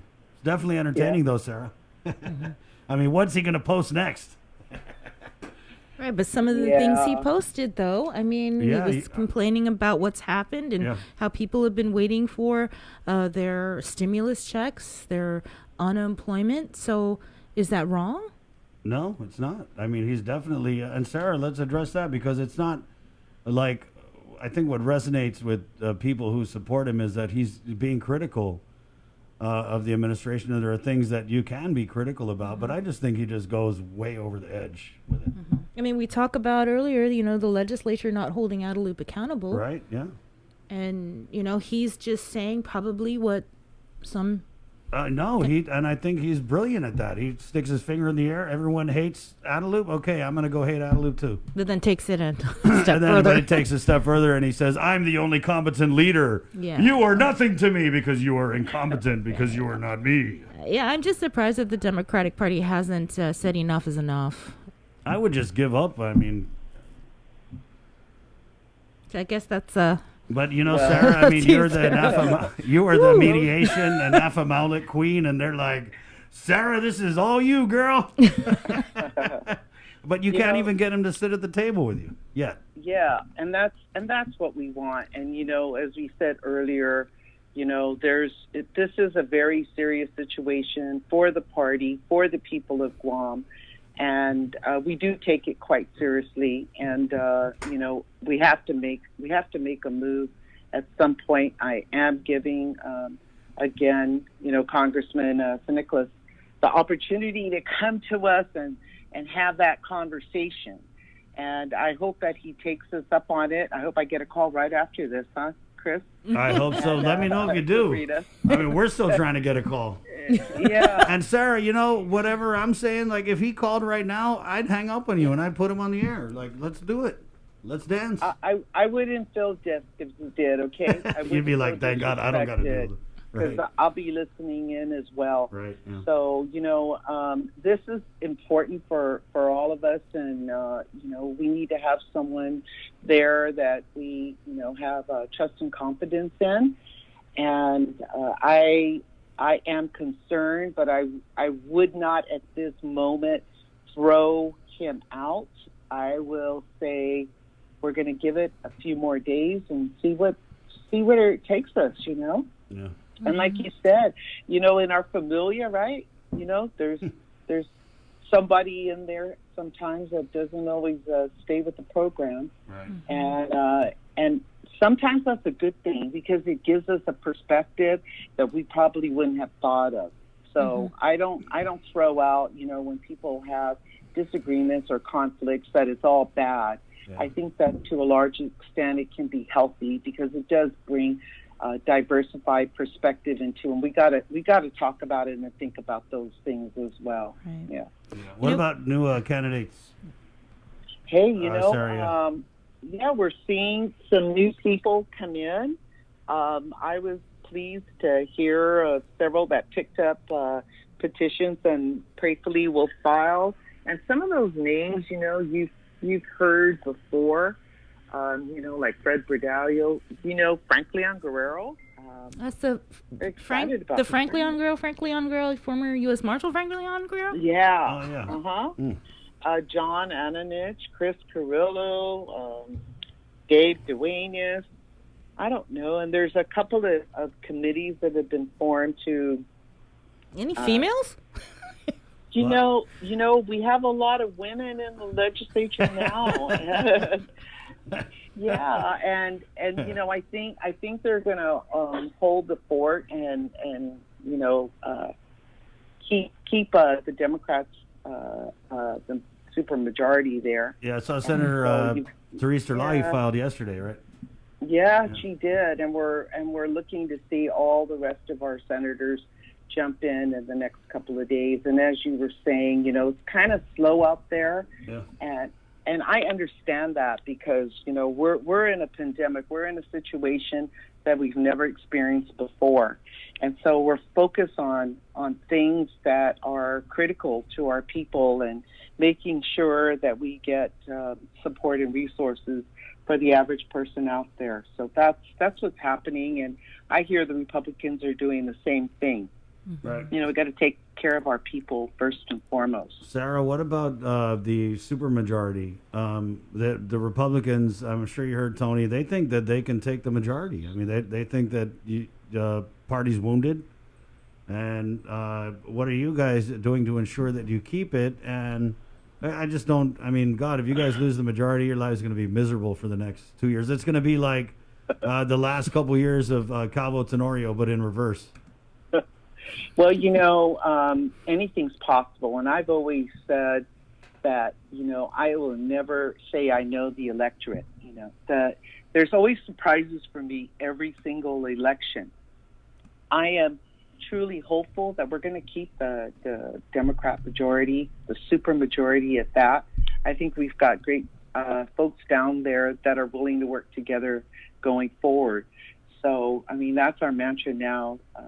And as you know, I came in, not even 2 weeks ago, and I've spent a lot of time talking with people to say, what do we agree on? And let's move forward, because our people don't want to hear all this stuff, this bashing going on within the party or between the two parties. Right. And that's what Tony said, the takeaway from the meeting you guys had. It was going to be this mutual respect. What was your takeaway from that meeting? That's pretty much the same. I've always had respect and admiration for Tony and many of the officers of the Republican Party I've known and worked with or have had some contact over the last, 40 years. And I believe, and that's what we committed to, is like, hey, let's be fair and respectful to each other. And, if something's coming down, then let's talk about it. And I think this is historic. And I think that it's happening and it's going to continue moving forward. This by no means says that everyone who calls himself a Democrat or Republican are going to fall in line. And we can't control all those different factors, but we can certainly promote it. And that's what we're committed to do between the Republican leadership and ours. I remember you said that you had wanted to break bread with Senator Moylan when we first talked. Yeah. So did that happen? Yes, I did meet with him, and he's another old colleague, and we had a good conversation as well. And I think we're gonna see some different types of messaging going forward from both sides, and at least from the leadership. And I think that's what the people expect, and that's what they deserve. We are party people, and we have certain values that some are similar, and there's some that are, our approaches may be very different, our following may be different, but, we did agree that we are concerned about homelessness, behavioral health issues, mental health, health care, and that we're going to be peaceful and respectful going forward. And that's what we're going to do. And, I hope that all party people and all of our people, understand the importance of this, especially right now. We shouldn't be spending a lot of energy trying to, tear people down, but try to find solutions. We're in a pandemic. We're in a crisis, one that we have not experienced. The world has not experienced before at this magnitude.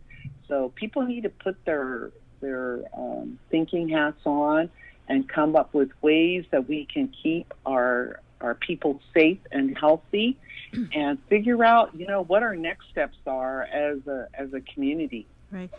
I wanted to follow up on something. You were just elected to the position, and just the day before there was some lively debate on a session floor with the Democrats and the Republicans.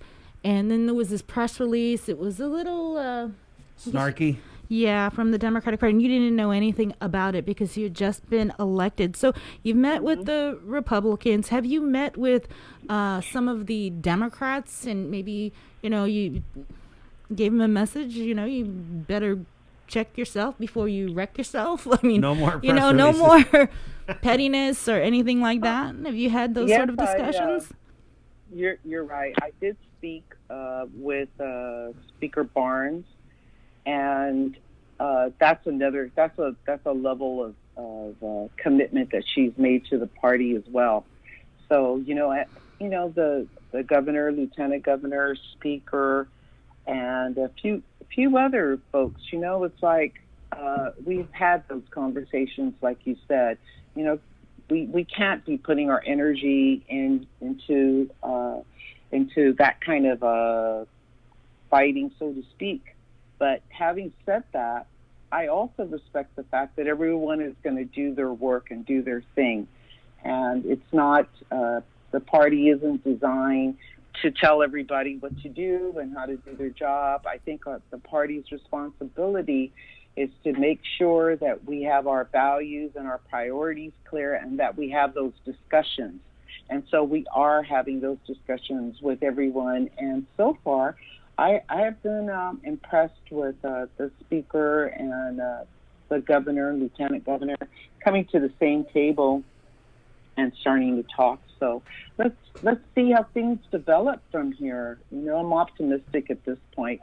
I haven't given up that the hope there of true reunification. Right.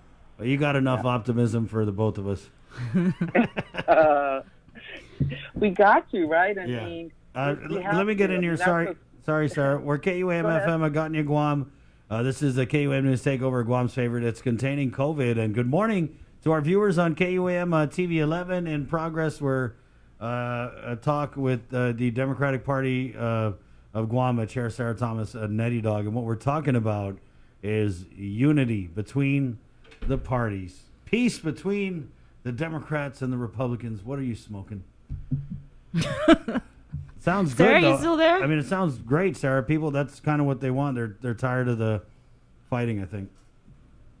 yeah, we have too much good work to be done, and we've made that clear to everyone that we need to move forward, and we need to be positive, and we need to find ways that we can, things that we can agree on that we're going to work together towards, because as I said, these are dire times, and I don't think our people, nor should I say myself, have the time and energy to be bickering about stuff that is really, not worth the energy. Yeah. We need to be arguing, so to speak, by bringing different perspectives on, how are we going to get our kids back to school safely? How are we going to get people to come back to Guam? Is that going to happen? And if not, what's the contingencies? How are we dealing with the crime and with behavioral health issues? And we can go on and on. How are we going to build and keep our families together right now? I mean, they've been quarantined. Some of them don't know if they're going to have jobs when we open back up. Those are the things that I want to be in conversation with in our party as well as with the Republicans. Well, Sarah, we've got the Republican Party chair. He's putting his name into the ring. Are you? I have not made that decision yet, and I really had no plans to do that. I think we've got a good slate, and let's see where it goes. Have we had a Nettie Dog senator before? Yeah, again. Oh, okay. Yeah, I think quite a while ago. Okay. Well, why you think we need to have a Nettidook in there? Kind of like who let Nettie Dog out? There's your Kevin. If you use that, I want $5. Well, Sarah, anything in closing? Bree, are you good? I'm good. Okay. Yeah, just keep on doing your good stuff, you guys. I mean, I enjoy hearing you, and I appreciate you always bringing the different perspectives to bear. So thank you for that. And right? Thank you. Yeah. Thanks, Sarah. Yeah. Thank you, too. Yeah. We try and be cool with everybody, That's it. That's how it works. Jesus, Mossy, you too, and we'll talk to you soon. And Yes. after the filing, right, we'll get together again. Yeah. All right. Definitely. Thank you, Sarah. Take care. Wash your All hands. right. Okay. Stay well. Okay, bye. That's 8:06. That was a really interesting conversation. Yeah. She kind of sounded like Mad Mom when she was talking about Mike. Like, we're gonna talk. If he's listening, you better call me, Maquette, because already I told you to call me, boy. You haven't even called me yet. Are your followers here? You better tell him to go call me. It's just crazy. It's like a conversation that needs to happen. Nobody has heard from the guy. And I would really, I think, and we saw some comments. It's interesting because I see in the comments, and obviously I read everything that we post in the comments, and seeing some people who were previously just really gung-ho for the congressman, now kind of saying, yeah, come home and explain yourself. And explain yourself in a way where it's not a one-way communication, you know what I mean, where people can say, well, what about that? And what about this? And, hey, wait a second. What you said doesn't really add up, or, No, and you said it in the past, and you just like a couple of minutes ago, we're always open to the congressman. If he'd like to give us a call, we'll I don't take know it. what, We'll clear the lines. I mean, I don't know what it is, bro. We get Republicans talk to us, the Democrats talk to us, the former congressman talk to us, the Madeline Berdallo talks to us. People that are cool with San Nicolas, like Jim Moylan and Juan Carlos Benitez, they all talk to us. Yeah. I mean, it's not that bad. What is he so scared of? I really don't get it. I really don't. I feel like, Congressman San Nicolas is a very, very articulate and intelligent man, and I really don't know if it's fear or if it's just, I don't know what it is, but it's crazy. And I think it just needs to stop. Like, let us be the ones, Mike, to give you the platform to explain yourself to the people of Guam. We'll give you an hour. Yeah. And if you want to put us in our place, that's fine. Oh, please do. That's fine. I mean, there might be some putback, but, that's conversation.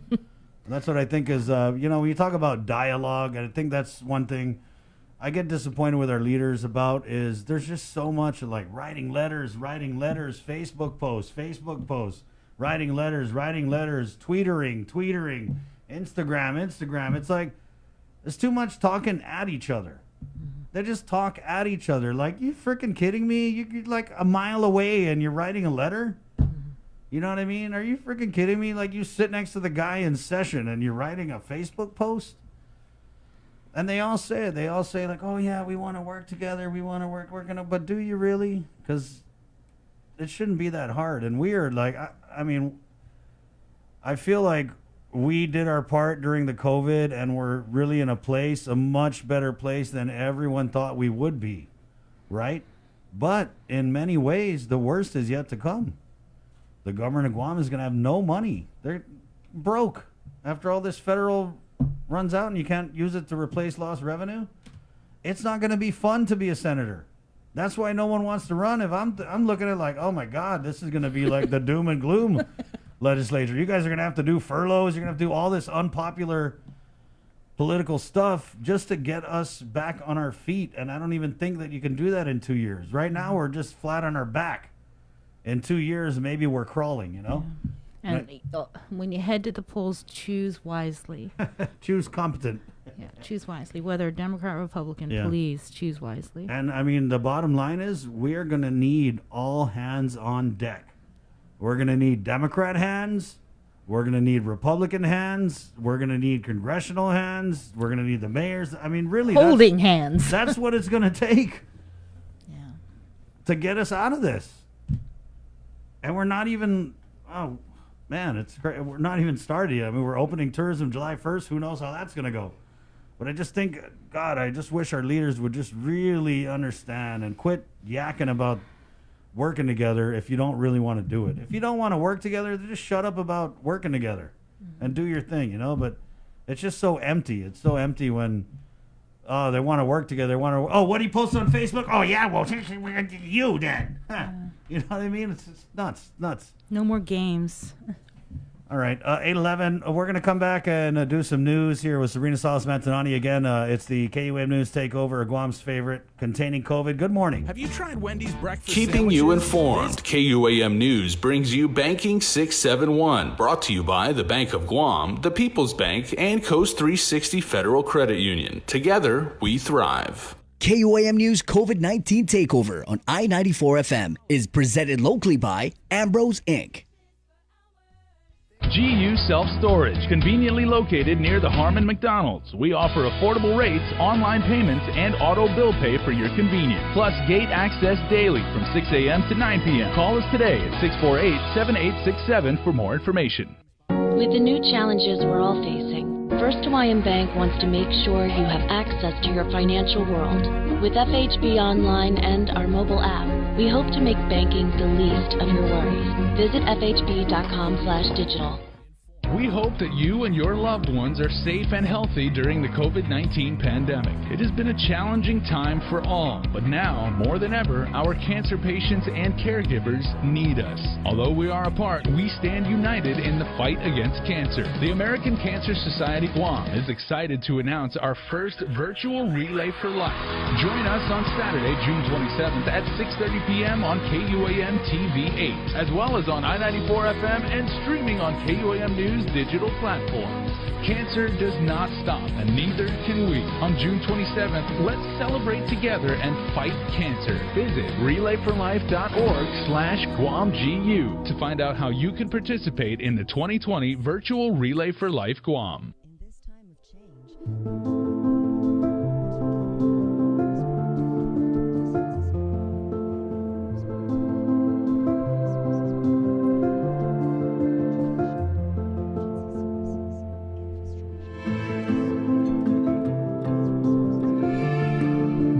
healthy. Be informed with ITD. Haafaday. When it comes to applying for unemployment benefits as it relates to the Pandemic Unemployment Assistance and Federal Pandemic Unemployment Compensation programs, the first thing you'll need to do is create an account and register on HireGuam.com.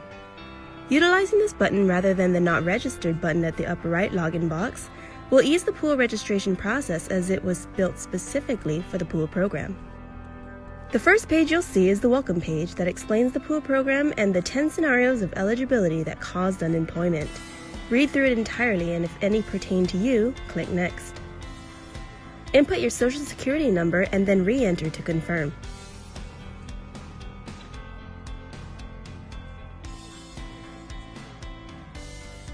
Notice at the top of the page, the eligibility section is completed and the registration process begins. In order to complete your registration process, you will be asked to provide the following: a username and password and select a security question, an email address, or if you don't have one, you will be required to create one with the link provided, your residential and mailing address if different, your preferred notification method to receive benefit notices and updates, any prior military or current military service, education, occupation, your preferred payment method, such as direct deposit or paper check. Now, if you opt for direct deposit, you will need to supply your bank account and routing number. And since these benefits are taxable, whether or not you would like your taxes withheld. When you see the page notifying you to proceed to make your PUA claim, you have completed the registration process and may continue to the work history portion of the claims process. Input your last employer data, job title, and employment information. When the system prompts you to enter your last day worked, make sure you enter the date in which your employment status was directly affected by COVID-19. For example, if you were furloughed on April 1st, 2020, but have since returned to work, you will enter April 1st and not yesterday. Complete the rest of your work history information and add as many past employers as needed. Once completed, you will be required to certify that all information is true and correct, that you are responsible to keep informed of program benefits and reading program material, and that you acknowledge that any false statements are punishable by law and could result in a fine, imprisonment, restitution, and a loss of future benefits. Read through PUA's to-do list and take note of the following. Immediately file your weekly claim. Report all income for the week to include tips, commissions, and gratuities, even if you have not yet been paid. If you return to your normal pre-pandemic work hours or return to work and make over $494, you must stop filing a weekly claim. You must be able and available for work. If you are offered your job back and refuse for a non-COVID related reason, you are no longer eligible to receive PUA benefits. And at PCOR 3, you must look for work by contacting at least 3 different employers about job openings. Be sure to upload a valid government-issued ID and supporting documents to strengthen your claim. Congratulations! You have completed the PUA claim filing process. It's time to file your weekly claim. Click on the File Your Weekly Claim button to proceed. Read through the explanation of the weekly certification process and advisories before proceeding. Notice that the weekly certification process begins the week in which you claimed as your last day of work. Answer each page honestly and input additional information as required. However, if you have since returned to work, be sure that on the weekly claim of the day you returned, you adjust your weekly earnings accordingly. Congratulations! You have filed your weekly claim. Make sure you file for all previous weeks you were affected to present. Now continue to file every week thereafter to receive unemployment benefits for those weeks. For more information on how the Guam Department of Labor can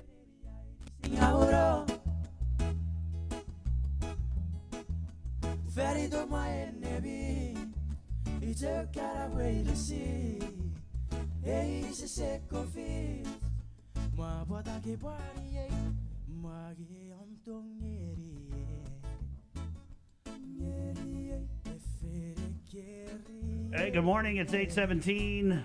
The KUAM News Takeover, Guam's favorite for containing COVID. Good morning. To our Facebook Live viewers on the Edward R. Murrow Award-winning social media networks at KUAM, good morning. Thank you. Also, there's a audio stream, Docomo Channel 10. We're streaming KUAM.com, the KUAM News app. And on TV 11, where we throw the last half of the show on from 8 to 10. Good morning. It's all proudly brought to you by Ambrose Inc., IT&E, Calvo Enterprises, Coast 360, and the Bank of Guam. Sabrina Salas-Matanani standing by with a dive into the day's COVID-19 headlines. Good morning, Sabrina. Half a day. Good morning, everyone. 198 samples were ran through Public Health's lab on Tuesday and 0 returned positive. The total number of confirmed COVID-19 cases is 225 with 5 deaths, 174 recoveries, and 46 active cases. As reported, one of the positive cases yesterday was an employee of the Reef Hotel who had come in close contact with a service member who was part of a unit deployed to Anderson Air Force Base. As reported, contact tracing investigations are underway by Public Health and Air Force officials. It has been discovered that several of these service members had violated their order of restricted movement. They were supposed to stay at the hotel and Anderson Air Force Base. As reported, Public Health has reached out to at least 14 different establishments where it's believed some of the service members visited while violating their order. Additionally, KUAM has been able to deduce there are about 127 service members that are in that unit. The Air Force refuses to release information about the unit, citing operational security. Meanwhile, according to military.com, Naval Base Guam has been selected as safe haven port where Navy ships can pull into port and sailors can enjoy free time without a big risk that they'll bring COVID back onto the vessel. It was on June 11th the USS Blue Ridge pulled into Guam for a safe haven Liberty. It's not clear whether the vessel and its crew are still here, but according to a press release, the sailors have access to specific designated areas on the pier and a secured beach on base. This type of port visit is designed to provide necessary mental and physical relaxation that the crew needs in order to better perform their jobs and feel rejuvenated, allowing for quality and life liberty, boosting crew morale, readiness, and effectiveness while mitigating the risk of contracting COVID. The Navy's operations chief in charge of its COVID-19 response says the service is also working on safe haven ports in the Mediterranean Sea and the Middle East. Expanded community testing continues today at the Agana Heights Mayor's Office and then on Thursday in Jotnya at the parking lot between St. Francis Church and school. Testing is from 9 a.m. to 12 noon. It is free and you do not need to have symptoms to get tested. Just bring an ID. Another reminder that the Guam Department of Education emergency food distribution continues tomorrow at the Teedson Upper Baseball Field and the Dededo Farmers Market from 6 a.m. to 10 a.m. The distribution will be held every other Thursday. GDOE in the meantime announces that the grab-and-go school meal distribution at Weddingell Elementary is closed for the remainder of the week because of an electrical issue affecting the Dededo campus. GDOE is working with GPA to address the issue. The grab-and-go program at Weddingell is expected to resume on Monday. Governor Lulian Guerrero has written letters urging the management of GWA and GPA to halt plans to disconnect delinquent ratepayers until a majority of unemployment benefits are released by the Guam Department of Labor. Last week, the utility agencies announced that disconnections for non-payment of power and water utility bills will resume on July 1st. GWA and GPA urge ratepayers to begin making payment arrangements immediately. Disconnections were suspended in March and continues through June 30th. In response to the governor's request, Consolidated Commission on Utilities member Simon Sanchez said no mass disconnections will occur on July 1st, but that GPA and GWA encourage all ratepayers who may have become delinquent during the loss of income caused by COVID-19 to come in to negotiate payment plans. Sanchez adding disconnections may begin in July, but not until or unless a ratepayer decides not to negotiate a payment plan in July. During a CCU meeting last night, it was announced that over 100 payment plans have already been negotiated and more are being negotiated each day. The plan to reopen the tourism industry by the first week of July is still on. To prepare for the potential arrivals, the Island-Wide Beautification Task Force and the Visitors Bureau are sponsoring a major cleanup event this Saturday. IBTF Chairperson Lieutenant Governor Josh Tenorio and GVP Chair Sunny Atta are asking for your help. Nestor Lecanto has the story. you can expect to see quite a large number of people that love our island, some young people that are committed to our ecology, a lot of business people that want to identify areas to invest in resources, invest in labor, and invest in one of the most beautiful places in the world, our own island of Guam. Pre-COVID, we had record arrivals, we had excellent responses, feedback from our visitors, and we want to continue that, but even better. And this is a chance for companies and individuals to get out and help become part of this revival, this rebuilding of Guam tourism. A big turnout is expected and an extensive number of sites has been identified. But once cleaned up, can it be sustained? Along with a change in attitude, says Tenorio, effective enforcement is needed. We actually have a plan that's being looked at between the law enforcement side and EPA, and then bringing in the mayors to really have additional eyes and have a very coordinated response. And ahead of the event, homeless people are being moved from Tumon and other tourist stops such as the Paseo. But Tenorio says they're finalizing a plan to help them. In the next couple days, the governor will be announcing a partnership that we have with the Mayor's Council to prioritize and assign the government with an affirmative decision to provide shelter. The cleanup is scheduled for 8 a.m. Saturday, June 27. Some 700 people have already signed up, but they're looking for more. Check the GVB website to volunteer your time or to provide supplies. For Guam's News Network, I'm Nestor Lecanto. The Guam Police Department has launched a death investigation following a shooting that occurred yesterday afternoon in central Guam. Yellow tape cordon off this area in Agania Heights. Police spokesperson Paul Tapao. Shortly before 2:30 p.m., our officers from the Central Precinct Command received a call of a possible shooting within the Tuhan area. The check was made, and in which they responded to a home. They made a check of a home, and at that time they discovered a lifeless male. We're estimating at this time to be between his late 30s or early 40s. Detectives from the Criminal Investigation Division were activated along with GPD, Forensic Science Division, and crime scene investigators. Tapao says a person of interest is currently being questioned. We have him. We're not going to disclose any other information other than he's right now with our detectives at CID being interviewed relative to this investigation. Currently, GPD can only classify the case as a death investigation and cannot officially determine whether foul play was involved. With these cases, the determining factor too with the manner and the causation of death will be decided by a pathologist once an autopsy has been performed.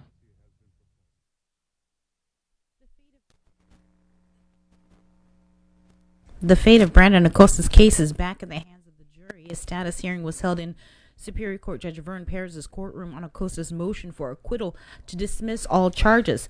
Acosta faces 12 counts of various charges, including aggravated murder and criminal sexual conduct for the 2018 death of 15-year-old Tamika Nalta. Defense counsel William Pohl arguing there was insufficient evidence to convict his client beyond a reasonable doubt. On the other side, Assistant Attorney General Lenny Rapadas argues that the case has already been submitted to the jury. Ultimately, the court sided with the government, and the motion is to go before the jury. A return was scheduled for Tuesday, June 30th, to include the jury at the hearing. In District Court, Jerry Thomas Guerrero II's case may not go to trial until September. Guerrero was arrested for production of child pornography with a 14-year-old. Defense counsel Jay Arreola requested for continuance in order to receive evidence from the expert located in the state of Arizona. It was stated in court that the facility in Arizona is still under shutdown due to COVID-19.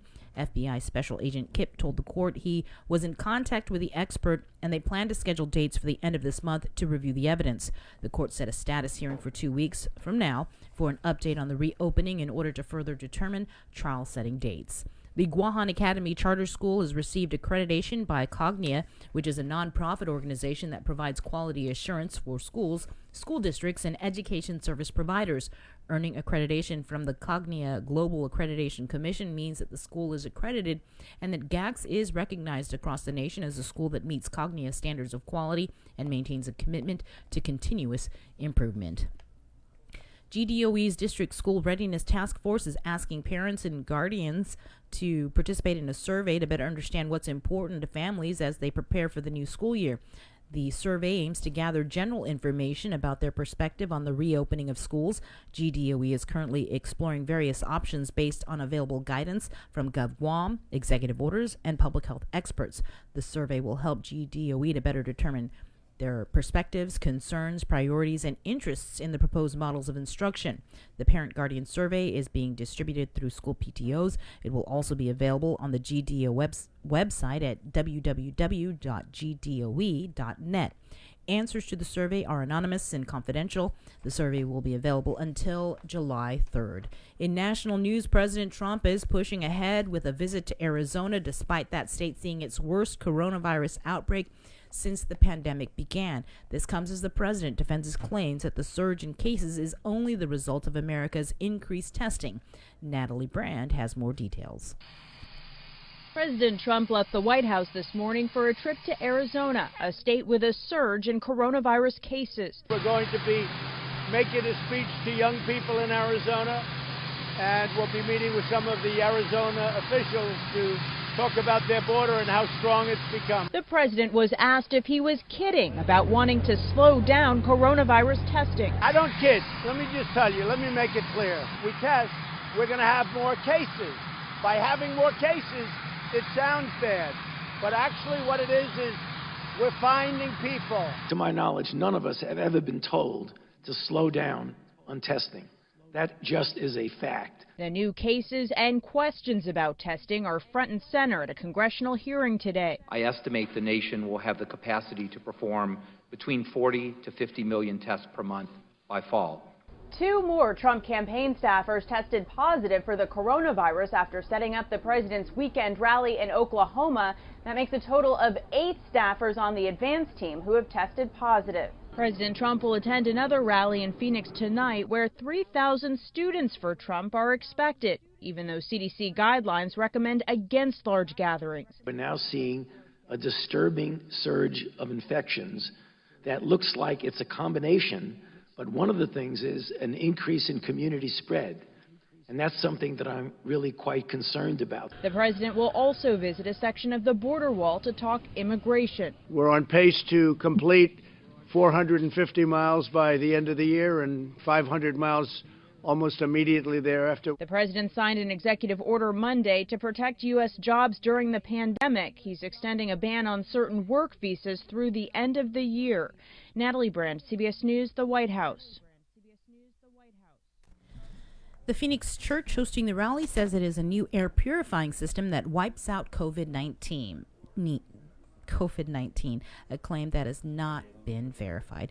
In your Banking 671 report, there's 1 week left to apply for the Paycheck Protection Program, and $128 billion is still available. Guam SBA branch manager Ken Lujan is encouraging local businesses who haven't signed up yet to get their applications in. Lujan says there's several mom and pop operators that really haven't embraced the fact that the opportunities are out there. He says they probably may have had some cash reserves that are now exhausted to the point that they are now seeking assistance. Lujan says this is the opportunity to do so and recommends they go to one of their lending partners and submit their application and get the financing that they need. Applications must be approved by June 30th. The PPP provides loans to businesses impacted by COVID, which can be converted to grants if they meet certain employee retention conditions. Meanwhile, the Economic Injury Disaster Loan Program runs until December 20th. It provides low-interest, long-term loans of up to 30 years. The latest SBA report shows 2,036 Guam companies received PPP assistance of $194.1 million, and 645 businesses received EIDL program assistance worth more than $40 million. That is your Banking 671 report, brought to you by Coast 360 and the Bank of Guam.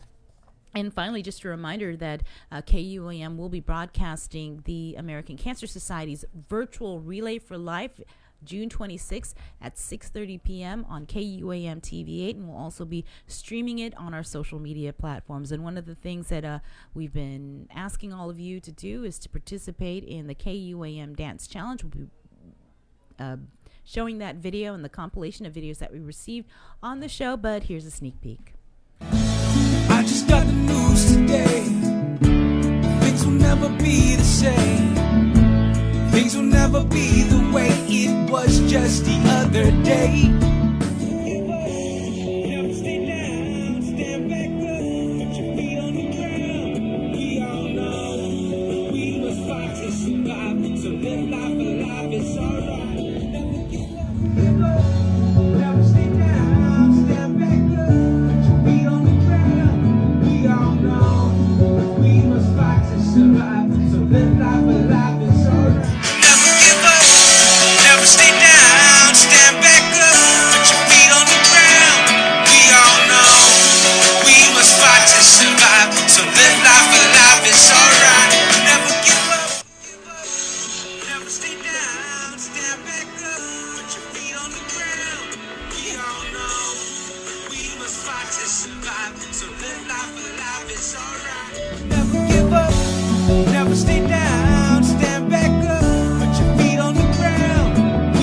know we must fight to survive. So live life alive, it's alright.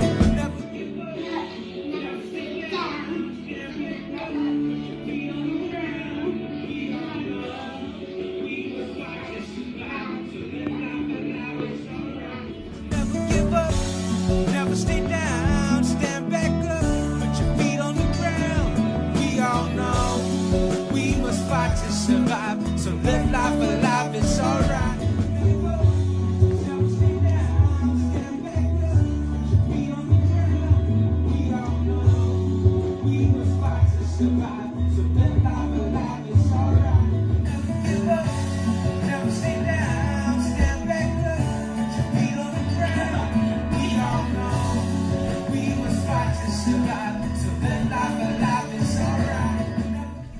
Never give up, never stay down, stand back up, put your feet on the ground. We all know we must fight to survive. So live life alive, it's alright.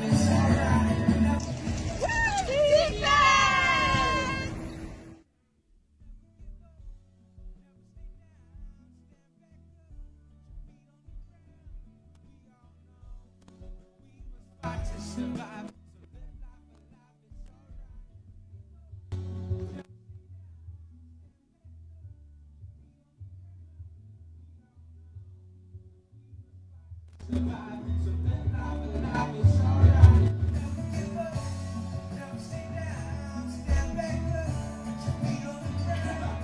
We all know we must fight to survive. So live life alive, it's alright. Fight to survive. Fun stuff, man. And you know, I was just thinking, this is exactly why my Party Savage K wrote this song. You know, and he wrote it when he was sick. He wrote it to inspire people. And I just think it's so huge and just so emotional, so inspiring that so many years after he's passed, he continues to live life alive, just like the song says.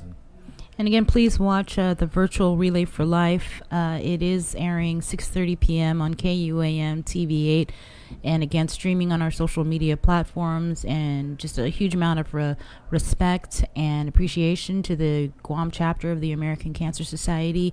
It's going to be a great show. There's a lot of messages of hope. Yep, a lot of performances. Messages from survivors, and we also have a special luminaria ceremony.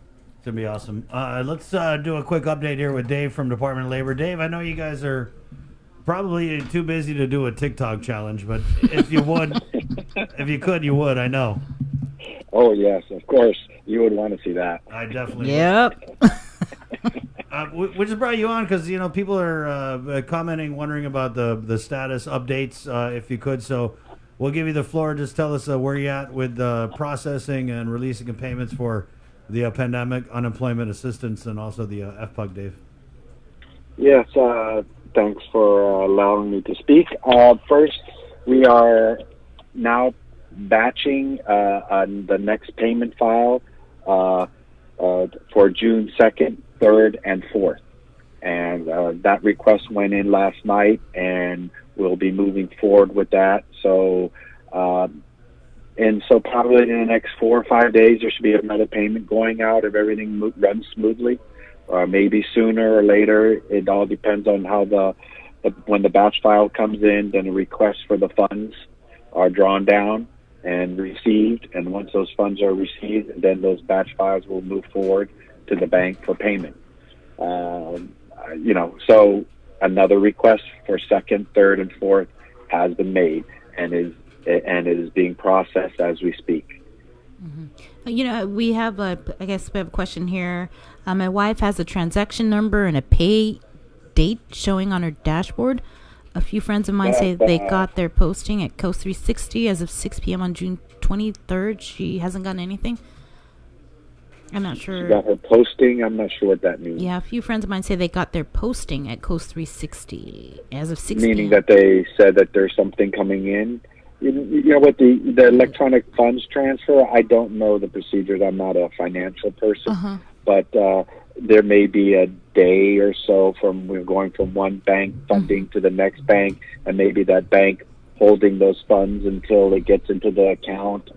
I don't know, Sabrina. I mean, your guess is as good as mine, but the payments are running, and they're, we'll learn as things go on and keep making payments, that kind of the time processes, but they are what they are, and they are moving quickly as far as I know.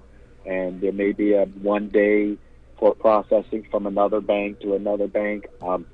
Those things you probably better off asking a financial institution for. Right. But I got the payments out and they were made.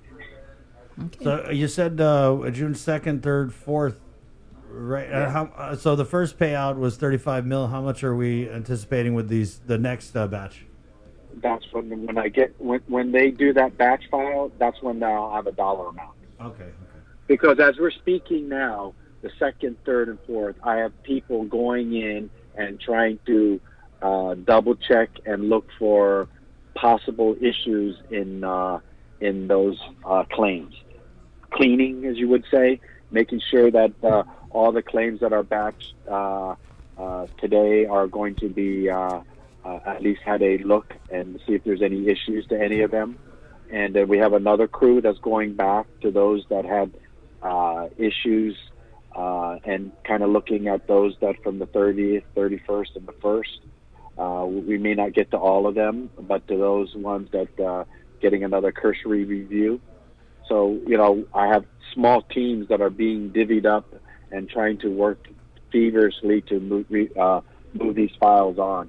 And just to kind of make sure that to let the people know, yesterday we had another meeting with the software vendor, and we are moving forward with about 9 fraud prevention measures that we looked at and we approved, and are going to start being installed into the program in the next couple days.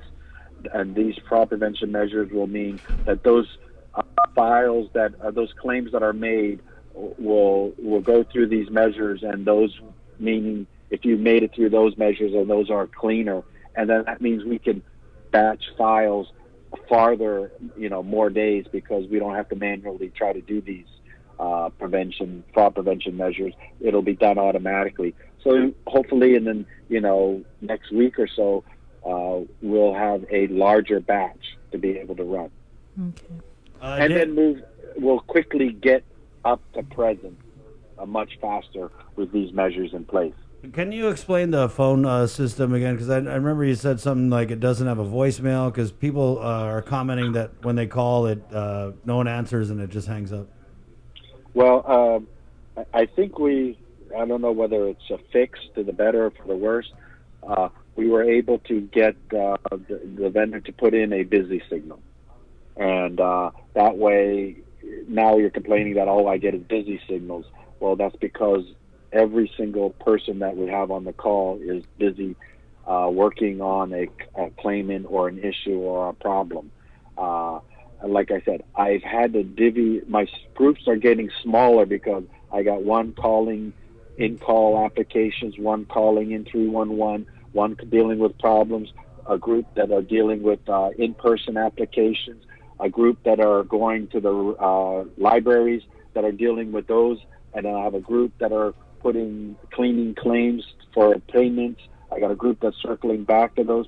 So my groups are getting smaller and smaller as we move quickly to try to get the payments out and the claims in and dealing with problems.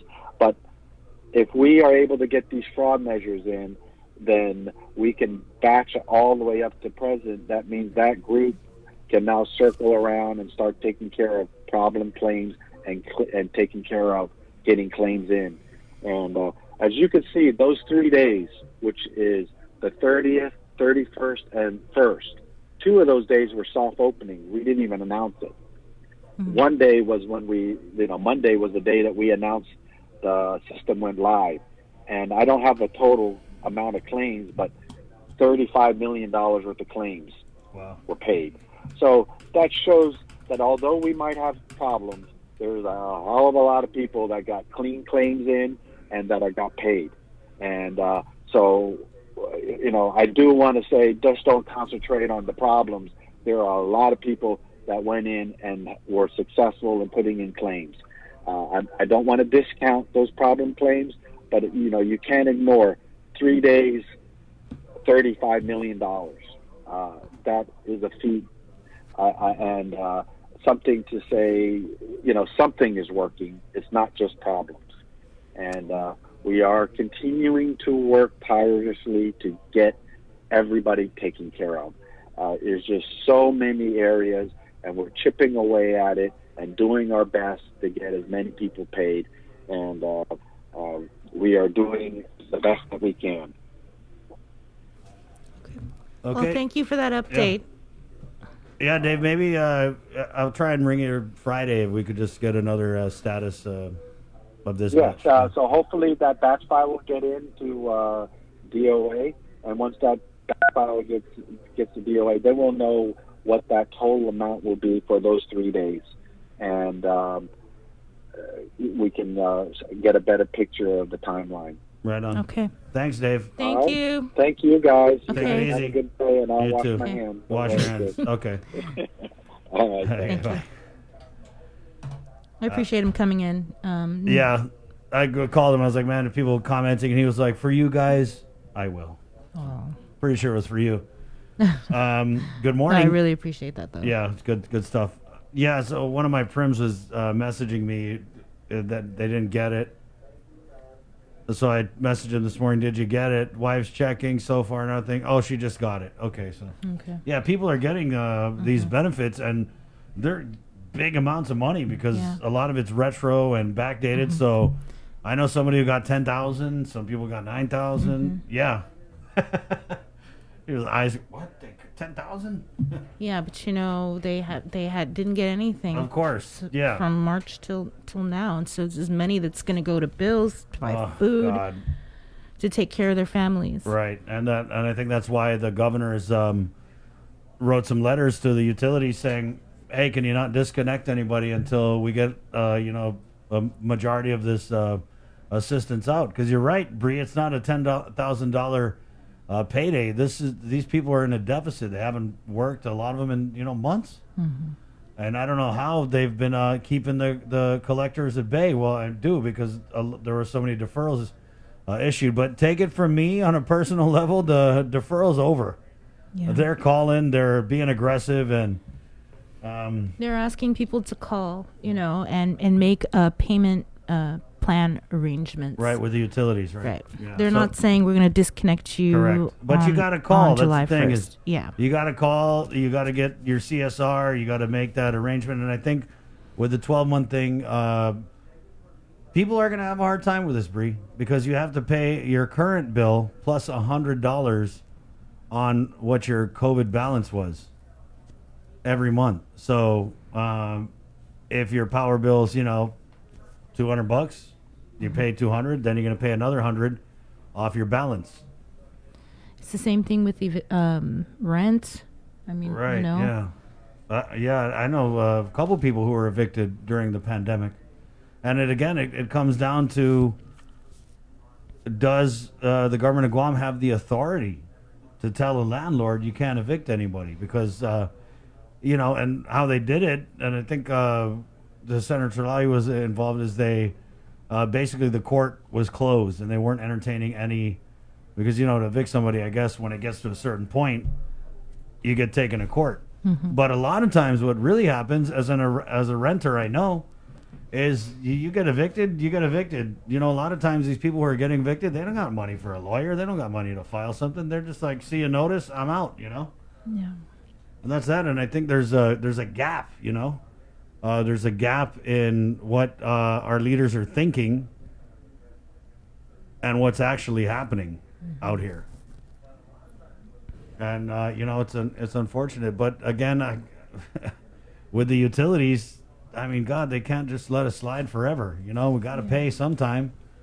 And they're, according to them, trying to make it easy by stretching out that COVID utility bill over 12 months. Mm-hmm. And another thing people here have been asking about the stimulus checks. I'm not sure if it's EIP or the Programan Salapi Dudini Tautau. So I think maybe we probably should get Edward Byrne on maybe tomorrow just to give an update because of all the, you have until June 30th. That's one thing that they've been stressing, to turn in the required documents. So the program, you can't apply anymore, but they gave this leeway until the 30th to turn in all those documents that are required to be eligible for the program. Right, and what Mr. Byrne had said was there are a lot of applications, paper applications that they're still going through. Yeah. And so you're right, we should get an update on that for tomorrow. It's 8:49. We're going to take a short break, and then we're going to kind of discuss this shooting that took place in Agani Heights last night. That's coming up next on Containing COVID. Good morning. Keeping you informed, KUAM News brings you Banking 671, brought to you by the Bank of Guam, the People's Bank, and Coast 360 Federal Credit Union. Together, we thrive. KUAM News COVID-19 Takeover on I-94 FM is presented locally by Ambrose Inc.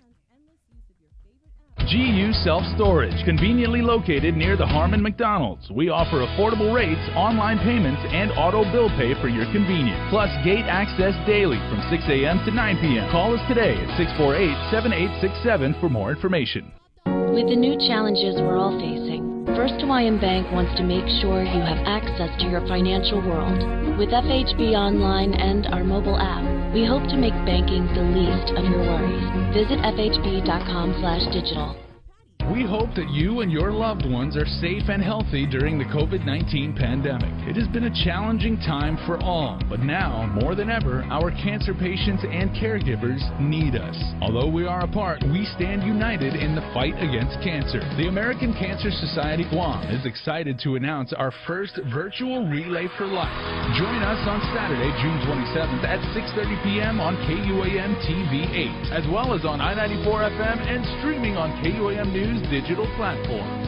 Cancer does not stop, and neither can we. On June 27th, let's celebrate together and fight cancer. Visit relayforlife.org/GuamGU to find out how you can participate in the 2020 virtual Relay for Life Guam.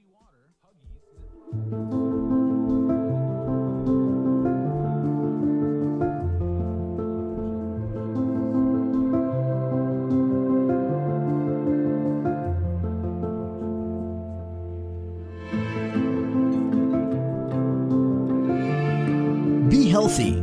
Be informed with ITD. It's not always easy trying something new. Sometimes you have to help your loved ones along. Nana is so used to her weekly trips to the bank that going online can be a little scary for her. But her grandson knows that banking online is safer and easier. So he's teaching her how to get started using Bank of Guam's online banking videos. Teaching is one way to show our loved ones we care. Keep your family safe at home and show them how to bank online. Find easy-to-use online banking tutorials at bankofguam.com or on our Instagram and Facebook pages. Bank of Guam, member FDIC. Be healthy. Be informed with ITD.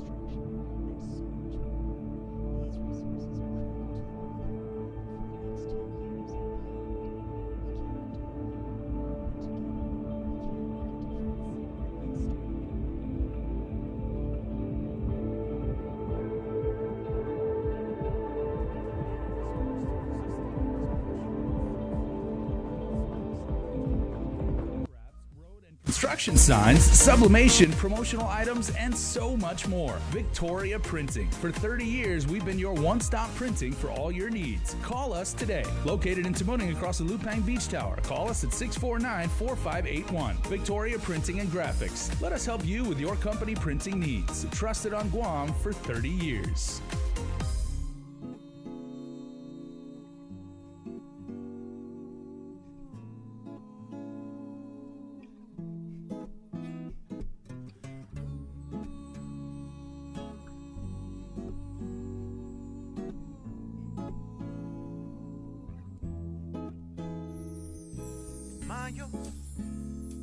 From the place that I call, but she's calling my name. Yeah, she's calling my name. Mayo from her beautiful blue seas, but I'm playing the game, trying to get to this fame. Oh, oh.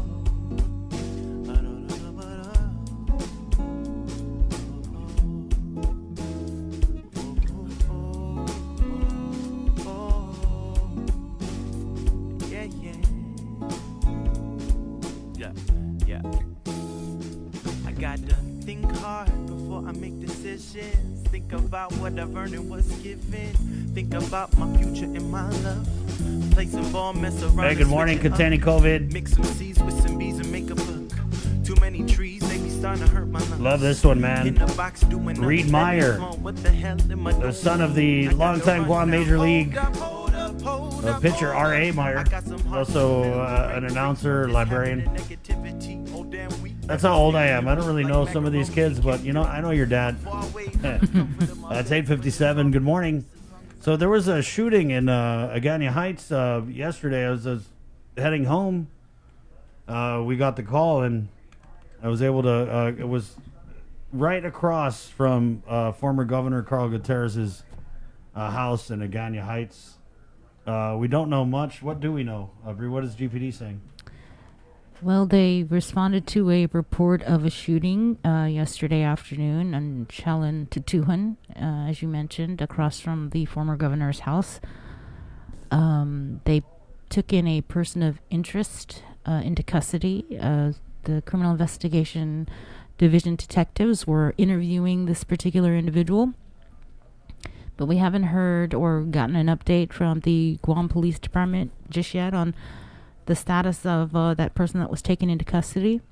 The person that passed away was only described to be in his 30s to 40s. But yeah, but we have some new developments, Brie. We're able to confirm here from Agnes Matanani that the victim in question is her son. And we're able to do this by communicating with her. And obviously the family just still going through this, so we weren't able to get an interview. But she did confirm in a Facebook post that it was her son, Joey Zamora. And so I was chatting with her a little bit. We offered our condolences, of course, and asked her if we could speak with her, but obviously having a very, very difficult time. So I wanted to read this Facebook post out to you guys from Agnes, who we've now confirmed is the mother of the man who was shot dead yesterday in Agana Heights. Oh Lord, I have neither words to speak nor the strength to stand, and I come to you grief-stricken because of this terrible, tragic loss. All I can cry is, Abba, Father. All I can ask is why. Lord, you know the shocking facts of this tragic death, and you know the deep despair I feel as I now have to face the future without this precious person. Lord, I feel so shocked, so alone, so abandoned, so helpless. Even though I know within my heart that you are there with me and have your loving arms all around me, draw me very close to yourself at this time. Lord, I pray I need you. Lord, I feel so empty, so hollow, so numb, and even afraid of the future. I don't know what to do or where to turn except to look to you and plead that in your grace you help me get through this and bring me out to the other side. Lord, I have no one but you. Help me, Lord, to come to terms with this tragic death, and help me, I pray, to face the future with courage. And Lord, although I doubt that you will ever fully answer my question, why, yet I pray that you'll give me an understanding heart help me to come to terms with what has happened to my son Joey. Be my comfort, my strength, and my hope, in whom I trust. In Jesus' name I pray. And then there's a picture of Joey here on her Facebook page. I asked her, has she gotten any information from the police? The reply was nothing yet.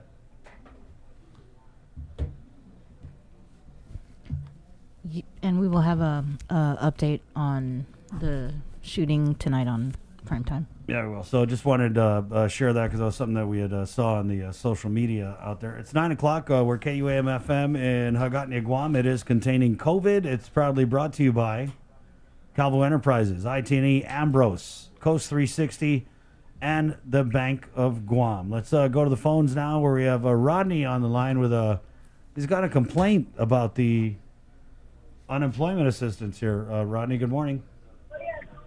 Hello. Hi, Rodney. Hi, Rodney. Yeah. Yes, hi.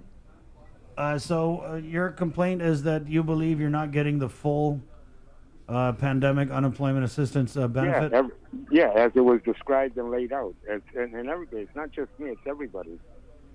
Because if you notice, they only issued out there already just a check to some people for $345. That's not even correct. It's supposed to be, if they're going to do it that way, it should be $945. And if you recall, they already put in the article due to their delay, for their reasons and excuses they gave everybody, that will be retroactive. It has not been retroactive. So why isn't no one questioning that? You recall that article, right? Do you recall the article? Right. It was in the newspaper? Yeah, I think it's the 345 for, is it for the FPUC? And then... Yeah, there's 600. Yeah. There's two groups of assistance. Here's how it works. It's for the first 13 weeks, it's supposed to be $945. Right. For the 13 weeks that are remaining, out of the total 26, it should be $345. Yeah. So they shouldn't even be issuing out $345 yet. What about for the 3 months that everybody been locked down and forced to lock down? Everybody lost their job. Everybody's behind on their bills, months and rent and everything else and stuff. Yeah. And when you fill out the form, the application, and I'm sure you have family members, and I know most of you are local here, so you already know that when you look at the sheet that they print, the application that they print out, it shows the amount that's due you, the $13,445. And then also, based on their word, this is from the government now, that first payment, that first payment's supposed to be issued out, retroactive. Then if they still working after the 13 weeks, then they do the weekly thing to get the $345 for them who are not working or just part-time. We'll put out a call now in the comments because I know people have been getting the pandemic unemployment assistance. Is there anyone watching out there? Maybe if you could comment, have there been any issues with you being maybe shortchanged on your assistance? Yeah, everybody's being shortchanged because the first payout should be $13,445, not $345. You tell me this: how would you expect anybody to get caught up on pay their rent, GPA, and power, and all of that off for $345 after being locked down for 3 months? You tell me that. Yeah. Mm-hmm. Yeah, I mean, it's supposed to be retroactive according to exactly. That's the point. People are getting retroactive. People are not. People are not. Everybody's, and I got a copy of the sheet. I can send it to you with the send anyway. They're giving everybody $345. Do you know the Facebook Guam? Go to Guam Tax and Astrosound at ETC, and you'll see everybody's showing a copy of what they're sending them. It's all $345. No one's got the $13,445. No one. So that's a scam in itself. And if you guys are not going to help, I'm going to tell you what I'm going to do. I already got scheduled to go to Washington, D.C. I'm going to get the U.S. government involved in it because that's a joke. Now you're getting serious. No, it's very serious. I don't know. The government of Guam has nothing to do with that. That was designed for the pandemic for everybody that lost their job. Not for them to play with. They already made their money off of it. Look how long they held it hostage with all the excuses and stuff they were doing. You can imagine the interest they made off of it. And the first stunt, you remember the first stunt they pulled when they said they deposited into the wrong account? That's bullshit. Okay. That's bullshit. Okay. All right. Anyway, yeah, when you guys call, mind your mouth, please. Do you see anything there? I'm not sure if you have to be a member in order to see. Right. Okay. Well, let's take a break and try to figure this out. It's 9:05. Again, it's containing COVID. The KUAM News Takeover, Guam's favorite. Good morning. Keeping you informed, KUAM News brings you Banking 671, brought to you by the Bank of Guam, the People's Bank, and Coast 360 Federal Credit Union. Together, we thrive. KUAM News COVID-19 Takeover on I-94 FM is presented locally by Ambrose Inc. GU Self-Storage, conveniently located near the Harmon McDonald's. We offer affordable rates, online payments, and auto bill pay for your convenience. Plus gate access daily from 6 a.m. to 9 p.m. Call us today at 648-7867 for more information. With the new challenges we're all facing, First Hawaiian Bank wants to make sure you have access to your financial world. With FHB Online and our mobile app, we hope to make banking the least of your worries. Visit fhb.com/digital. We hope that you and your loved ones are safe and healthy during the COVID-19 pandemic. It has been a challenging time for all, but now, more than ever, our cancer patients and caregivers need us. Although we are apart, we stand united in the fight against cancer. The American Cancer Society Guam is excited to announce our first virtual Relay for Life. Join us on Saturday, June 27th at 6:30 p.m. on KUAM TV 8, as well as on I-94 FM and streaming on KUAM News digital platforms. Cancer does not stop, and neither can we. On June 27th, let's celebrate together and fight cancer. Visit relayforlife.org/GuamGU to find out how you can participate in the 2020 virtual Relay for Life Guam.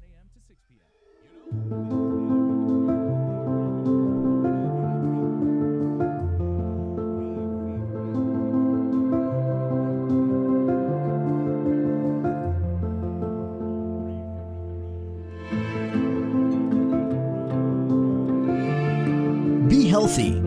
Be informed with ITD.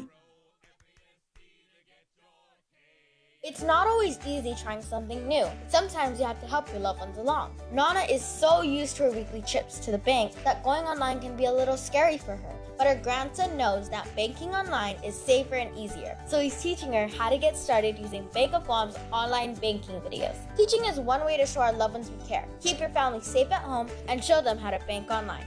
Find easy-to-use online banking tutorials at bankofguam.com or on our Instagram and Facebook pages. Bank of Guam, member FDIC.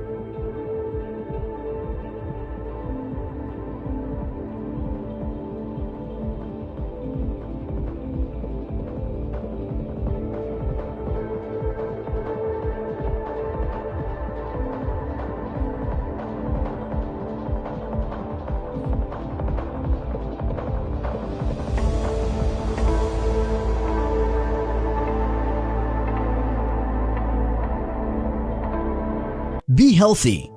Be informed with ITD.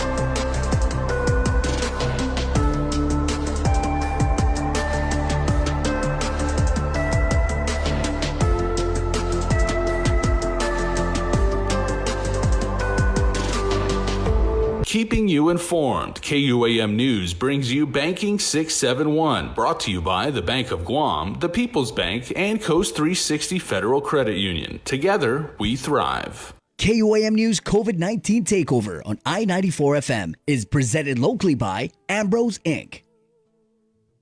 GU Self-Storage, conveniently located near the Harmon McDonald's. We offer affordable rates, online payments, and auto bill pay for your convenience. Plus gate access daily from 6 a.m. to 9 p.m. Call us today at 648-7867 for more information. With the new challenges we're all facing, First Hawaiian Bank wants to make sure you have access to your financial world. With FHB Online and our mobile app, we hope to make banking the least of your worries. Visit fhb.com/digital.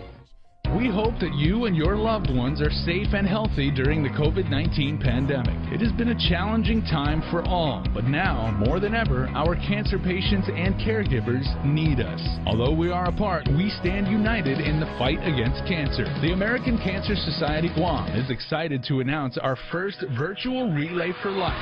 Join us on Saturday, June 27th at 6:30 p.m. on KUAM TV 8, as well as on I-94 FM and streaming on KUAM News Digital.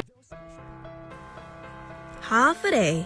When it comes to applying for unemployment benefits as it relates to the Pandemic Unemployment Assistance and Federal Pandemic Unemployment Compensation programs, the first thing you'll need to do is create an account and register on HireGuam.com. Utilizing this button rather than the Not Registered button at the upper right login box will ease the pool registration process as it was built specifically for the pool program. The first page you'll see is the welcome page that explains the pool program and the 10 scenarios of eligibility that caused unemployment. Read through it entirely, and if any pertain to you, click Next. Input your social security number and then re-enter to confirm.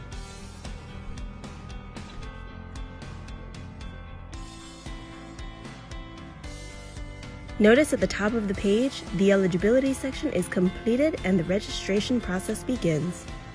In order to complete your registration process, you will be asked to provide the following: a username and password and select a security question, an email address, or if you don't have one, you will be required to create one with the link provided, your residential and mailing address if different, your preferred notification method to receive benefit notices and updates, any prior military or current military service, education, occupation, your preferred payment method, such as direct deposit or paper check. Now, if you opt for direct deposit, you will need to supply your bank account and routing number. And since these benefits are taxable, whether or not you would like your taxes withheld. When you see the page notifying you to proceed to make your PUA claim, you have completed the registration process and may continue to the work history portion of the claims process. Input your last employer data, job title, and employment information. When the system prompts you to enter your last day worked, make sure you enter the date in which your employment status was directly affected by COVID-19. For example, if you were furloughed on April 1st, 2020, but have since returned to work, you will enter April 1st and not yesterday. Complete the rest of your work history information and add as many past employers as needed. Once completed, you will be required to certify that all information is true and correct, that you are responsible to keep informed of program benefits and reading program material, and that you acknowledge that any false statements are punishable by law and could result in a fine, imprisonment, restitution, and a loss of future benefits. Read through PUA's to-do list and take note of the following. Immediately file your weekly claim. Report all income for the week to include tips, commissions, and gratuities, even if you have not yet been paid. If you return to your normal pre-pandemic work hours or return to work and make over $494, you must stop filing a weekly claim. You must be able and available for work. If you are offered your job back and refuse for a non-COVID related reason, you are no longer eligible to receive PUA benefits. And at PCOR 3, you must look for work by contacting at least 3 different employers about job openings. Be sure to upload a valid government-issued ID and supporting documents to strengthen your claim. Congratulations! You have completed the PUA claim filing process.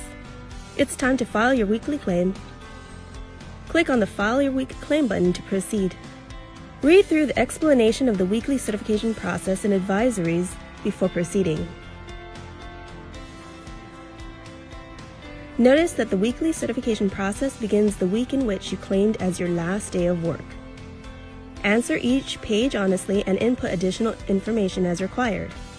However, if you have since returned to work, be sure that on the weekly claim of the day you returned, you adjust your weekly earnings accordingly. Congratulations! You have filed your weekly claim. Make sure you file for all previous weeks you were affected to present. Now continue to file every week thereafter to receive unemployment benefits for those weeks.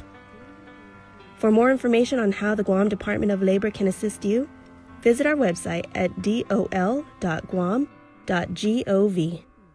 Keeping you informed, KUAM News brings you Banking 671, brought to you by the Bank of Guam, the People's Bank, and Coast 360 Federal Credit Union. Together, we thrive. KUAM News COVID-19 Takeover on I-94 FM is presented locally by Ambrose Inc. GU Self-Storage, conveniently located near the Harmon McDonald's. We offer affordable rates, online payments, and auto bill pay for your convenience. Plus gate access daily from 6 a.m. to 9 p.m. Call us today at 648-7867 for more information. With the new challenges we're all facing, First Hawaiian Bank wants to make sure you have access to your financial world. With FHB Online and our mobile app, we hope to make banking the least of your worries. Visit FHB. Welcome back to Containing COVID. Thanks for streaming us online on Facebook. If you're listening to us on I-94 FM, Hafaday. And if you are watching us on KUAM TV 11, thanks for watching. All right, it's 9:19. Let's go to the phones. I wanted to bring on Mark because when we had really gone in on the homeless issue last week, he'd kind of called when we had John Birch on, and he took exception to something that John Birch had said about, the homeless, they leave a big mess everywhere. And that kind of triggered him to call in because he was homeless. He's a veteran who has recently been housed through WestCare, and we've had WestCare on to talk about this program that they have for homeless veterans. Yeah. So we want to bring on Mark just to kind of get a little perspective on what it's like to be homeless on Guam, and also what it's like to get the system to help you out of that situation. So good morning, Mark. Mark? Oh, there you are. Mark. Hi, Mark. Hello. Hi, Mark. Hi, good morning, everybody. Good morning. So we'll just start where you're at now. So you were a homeless veteran, and you were telling me when we chatted yesterday that you were homeless on Guam for many years. Over a decade. Yeah. And so now you're in, I know you're in a hotel, but this is through a program that WestCare has? Yes, it's a program through WestCare. It's specifically designed for veterans, be it whatever era you want to come from. My caseworker there, her name is Sonia, and it's basically designed, like I said, if you're a homeless veteran, there are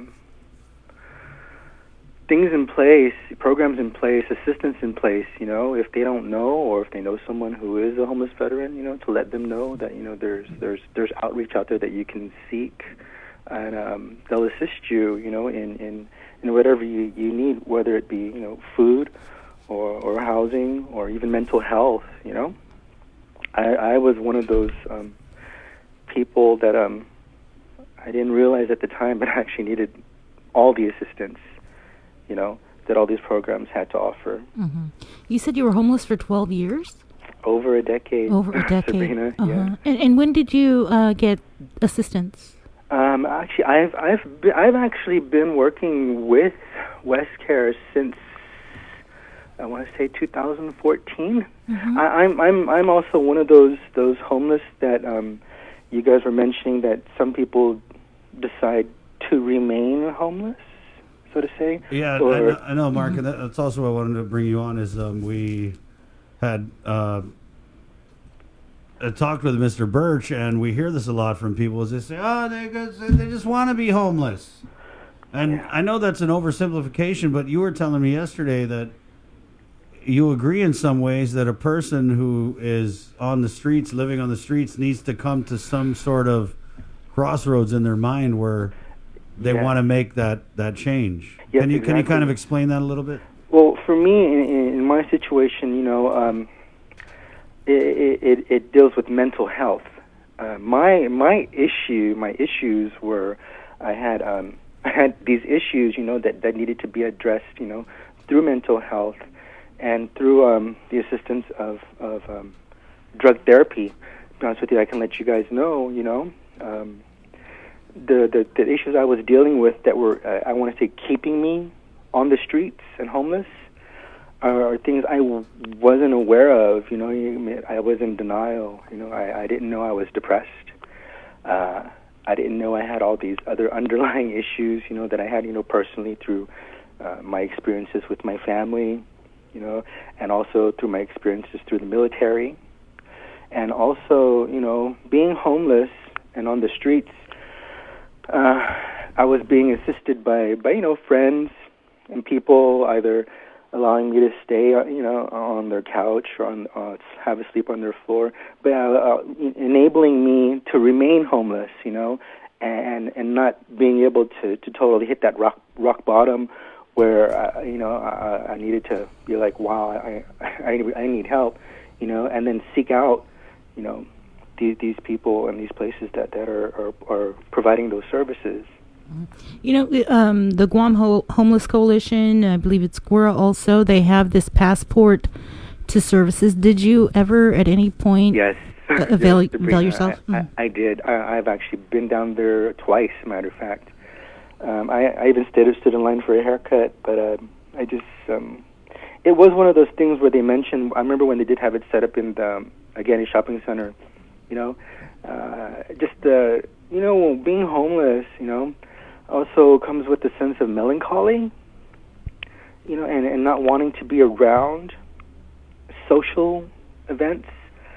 So I went to check it out, but at the same time, I didn't pursue each I don't want to say vendor that they had down there, to see exactly what they had to offer. I was just there to get the free meal and get my hands on whatever brochure I could to get some more information to keep into, my secret safe place, and just to try and educate myself what else would be available for me out there for assistance. We talked to Angelina from the Homeless Coalition, and this is something that she mentioned. She said that they had outreach, I think it was a Agani Shopping Center, and a lot of the homeless were ashamed to come in and get the services. And so how they changed that up is they then decided that they're going to go back to actually going out to meet the homeless outward. Yeah, when matter of fact, one of the places that I used to, I want to call it my home, I lived, what is that abandoned garage there in Tumon,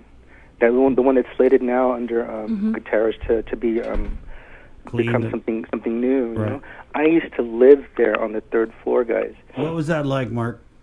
Living there? Yeah. Well, it came to be known for us as our condo.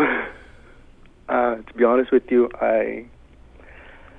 we made the most of what we had to live with, as far as, you know. Fortunately, there were beds there, you know. We made a home out of what we could. When I say we, you know, when you're homeless, you know, you tend to gravitate towards people in groups, you know. So there does become a structure, you know. You become a family. And I want to let you know, you guys, you know, because like I said, the director that you had on the last week, you know, his comments about the homeless and how they live in a dirty way. Let me tell you, we may have been homeless, you know, but we weren't casino. You know, we may have been homeless, you know, but the place that we decided to create and make as our homes, we kept clean, you know. We made sure we got our necessities that we needed to survive, as far as something to drink, something to eat. Those of us within the group that worked, you know, had a job, you know, came back and you know, we all, whatever value we could bring to the group, each person did individually, you know, brought it together to make our home work, so to say. So like I said, I know we all tried our best to keep our areas clean, because we had a respect and we appreciated what we had, be it how little it was at that time. We respected it, and we understood where we were. Matter of fact, when you're homeless and you're in those areas I mean like where the tourists are, congregate or hang out, we were even visited by the GPD, for example, and people from the Homeless Coalition and people from the Salvation Army who brought us food, brought us MREs. The police always would come around and make sure that we're okay. Matter of fact, sometimes they even brought us Burger King, breakfast. Wow. So we weren't just in these places and living like lone rangers. We were in these places, but the authorities knew we were in these places and in these structures and made it a point to visit us and make sure that we were okay and doing okay. And I want to say this: we were law-abiding citizens as well. We just didn't have a home. Mark, how do you respond? Because I've seen there are homeless who, like you said, are trying to maintain some semblance of a home atmosphere out here on the streets. There's a few homeless I see in Agania that they're just really up to no good. There's one guy that hangs out by the library. He's always drinking. I see him asking for money at the intersections. There's also been a group of homeless in the Anigua area where they actually murdered somebody.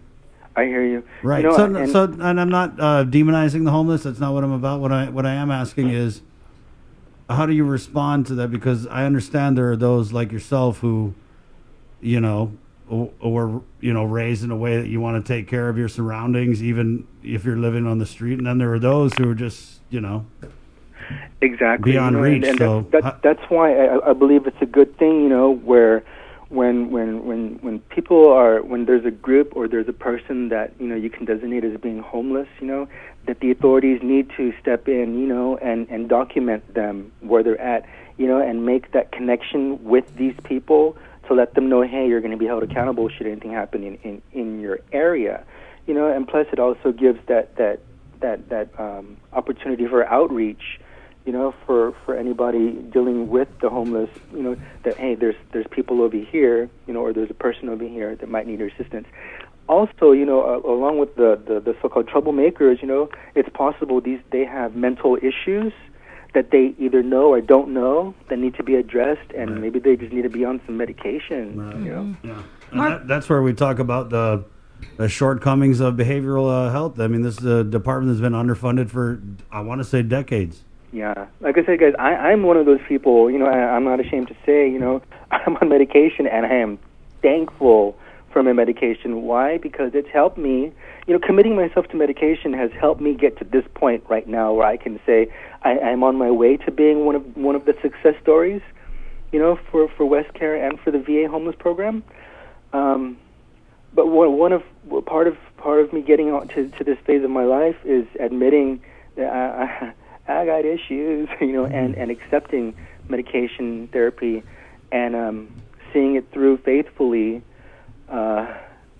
Mark, you got to know that you're one of the lucky ones because as a veteran, there's this whole program of WestCare where, homeless veterans, there's a place for you. There's a program for you. Mm-hmm. Yeah. Are the homeless... I'm thankful for that. Right, yeah. And so, and when I talked to you yesterday, you did admit that, yeah, you're in a way better place than a lot of these other folks. So, how do they get the help they need? Is the help they need available? Yes, the help that they need is available. You gotta reach out for it too. One thing, one of the lessons I've learned, from being homeless is, that there's somebody there to help you. You have to also take that step and reach out to them as well. And the person I reached out to, is Sonia. I love Sonia. She's on my team, man. And reaching out to her, has gotten me this far. Reaching out to Sonia, it connected me with my VA rep, Janaea, Janaea Green, and from there, you know, the team just got bigger and bigger, and I've got all these people backing me, behind me, you know, wanting me to be successful. Right. You know, but like I said, it started when I reached out to Sonia at WestCare.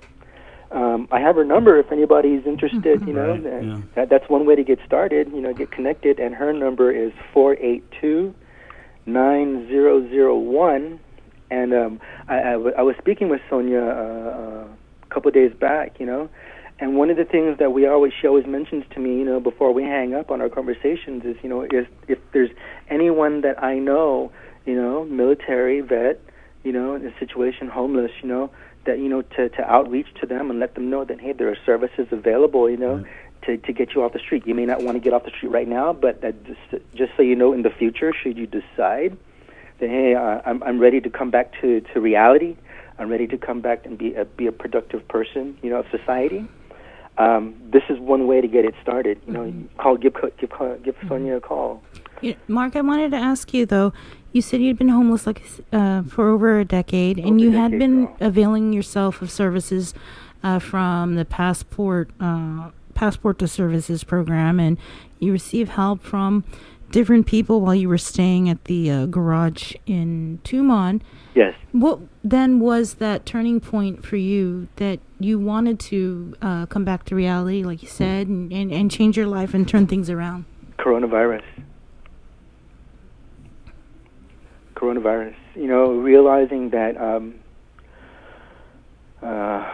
being out there playing Rambo, living in the jungle, you know, and knowing that there's, you know, because I every now and then when I have a chance to keep up with technology, I'll ask to borrow somebody's phone and get on YouTube.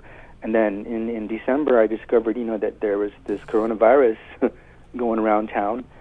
And when I realized I realized it was going to become a pandemic early on, I started to get that, I went into survival mode, so to say.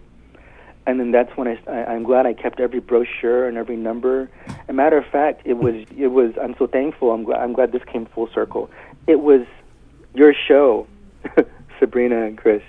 Your show that morning when I heard it, and that interview that you had with Sonia, I believe, that led me to making that call that started me on my path to becoming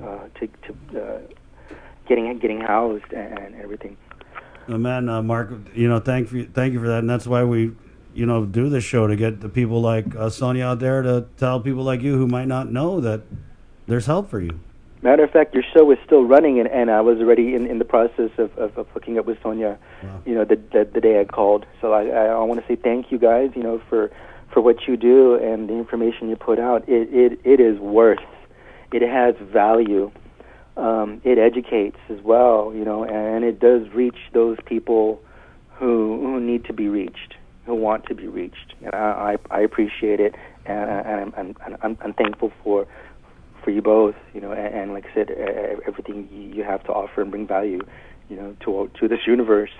Thank you so much for that, Mark. I want to ask you though, going back to last week when we were playing the interviews with the homeless, you know, doing the story with the homeless being kicked out of Paseo, where they've now been allowed to stay until the shelters are awarded. How did you feel watching that, knowing that you used to be one of these homeless people, to know that these people are the low, down on their luck, and just to be told that, hey, get out of here, scram, go somewhere where the tourists can't see you? Oh boy, you know, like I'm right now. I'm like I said, I'm thankful for my medication. I actually took it. You know, I take it every morning.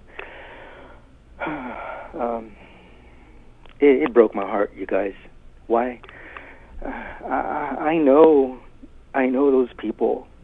You know, I've lived with them. There are people down there who I've shared meals with. I've shared nights out under the stars, out in the open. You know, a safe place to sleep. Sharing food. You know, stories. You know, shelter, security. they're my brothers and sisters, and to hear that was happening, it broke my heart. There's no way I could have communicated with them other than leaving where I'm staying here at Sure-Stay and walking down and trying to find them. But with COVID and everything, it kind of makes it a little bit more risky.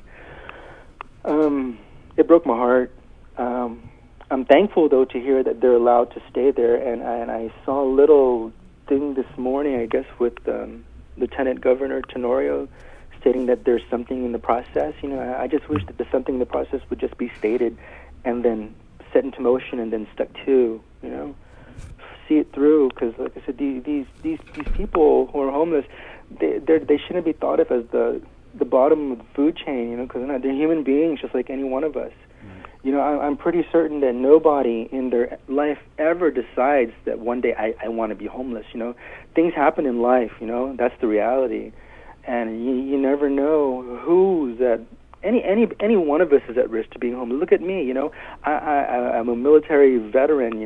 A matter of fact, I'm an educated military veteran. I have an associate's in biomed technology, and I was on the streets for over a decade. You know what I'm saying? It doesn't matter. Nobody is immune, to being homeless. Anybody can fall into that category. So, with that said, the homeless shouldn't be treated as, secondhand citizen. These are our brothers and sisters. These are our family, that need that assistance. However they can get it, from whomever they can get it from. Matter of fact, there are also some people, they're not in a government system. They're not under any other program, and they just go out and they seek homeless and give them food. I've been one of those people who receive. People just come down and say, "Here, you're hungry," and they bring us food, because they know that it's difficult, either because they've been in the situation themselves before at one point in their life, or they know somebody who's in it at that moment, or they just have that love for another human being, to understand that maybe they have something extra and that they can give it to somebody today.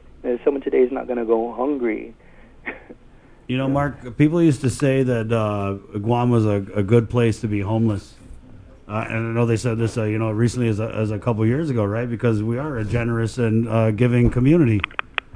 But it kind of seems like we're turning a corner, and I really hope that this shelter is, something that signifies a change, because we went from Guam's being a good place to be homeless to you can't sleep here, you can't sleep there, you can't sleep there, you can't sleep at Serena Park, you can't sleep there, get out of Paseo, you know what I mean? But you also hear, and maybe what would be your response to it is, because we are, a tight-knit community, family, why couldn't, people go to their families for help? Sabrina, it depends too, because part of being homeless, for me, I can say in my situation, was I had family issues.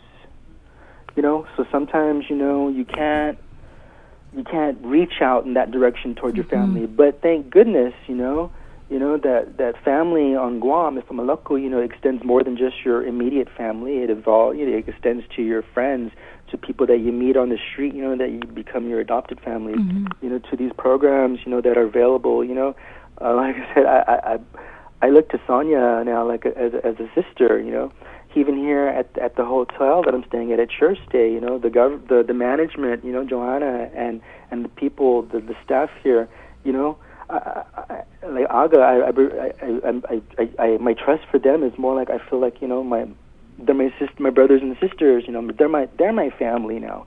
These people are taking care of me. I appreciate it. I'm thankful for it. So the family, the extended family, I'd say is where, for me, I got most of my relief from, so to say. Yeah, and Mark, I've talked to a bunch of homeless, and there was one situation where it just, how family differences can just snowball into something. So the smallest argument, I was talking to a guy, was staying with his dad, got into an argument with his dad over something ridiculous. They threw stuff, dad kicked him out, and and on both sides, because I'd happened to know the dad. Dad was like, no, I don't want to deal with it. Son was like, I said, hey, did you ever think about reaching out to your dad? Maybe you guys, no. Both sides don't want, and I think to me, when it kind of, it makes you really think about when you fight with your family, like, what's really worth it, I mean, is something like that, or we were just going to both go around this island pretending not to know each other while you're homeless and I've got a roof over my head. Right. And to me, it's really, that when we talk about the family, like the Chamorro family has broken down. It's not the same as it was, 10 years ago. Mm-hmm. It's not. And we keep saying like, oh, the family. Well, the family is broken. The elder generation that held us all together, they've passed. My grandparents have passed. They were the glue of the family. Now everyone, and not just in my family, but I know in a lot of families, people are Lone Rangers. They're Lone Rangers, but it's not even that they don't. Sometimes it's not that they don't want to help their relative. It's that they can't. I mean, yeah, that's true. I mean, they're not rich. They've got their own issues going on. Some stay in Gura. They can't have, family members. So it's just so complicated. And you can see, and you're correct when you say that it could happen to anybody, because I went out there, I talked to 3-4 different homeless people, and none of them have the same story. Mm-hmm. Yeah. And it's something as simple as a guy I was talking to lost all his IDs. Got into it with his dad's girlfriend, got out on the street, can't get a job, doesn't have a birth certificate, doesn't have Social Security, doesn't have an ID.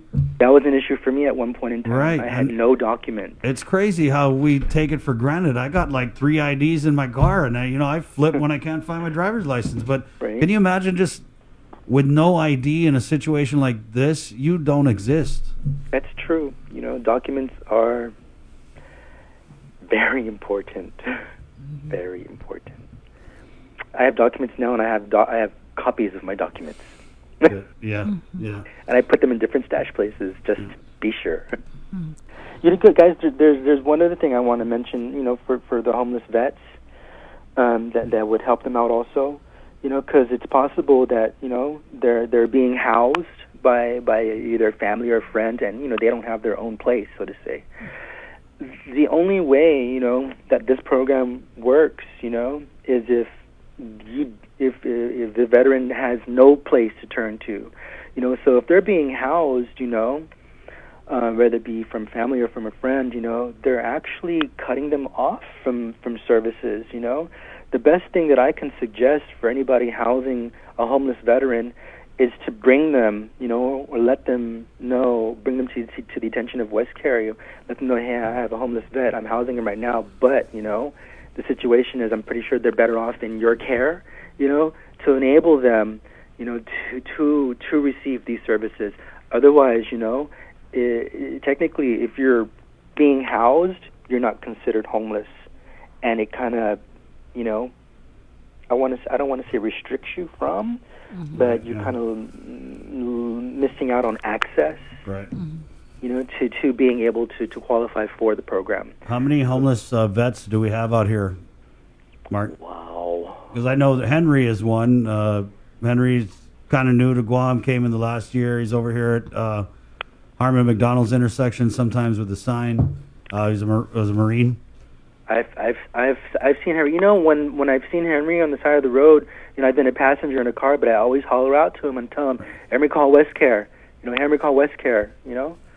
I try and let these people know, when I'm a passenger in a car driving by, call West Care, call West Care. And it's either something they know or they don't know. Hopefully they do, Right. But like I said, also, it depends on the outreach too. I'm hoping these people that do the outreach, when they realize that they're dealing with a homeless veteran, hey, send them over to Sonia at Westcar and get them started, man.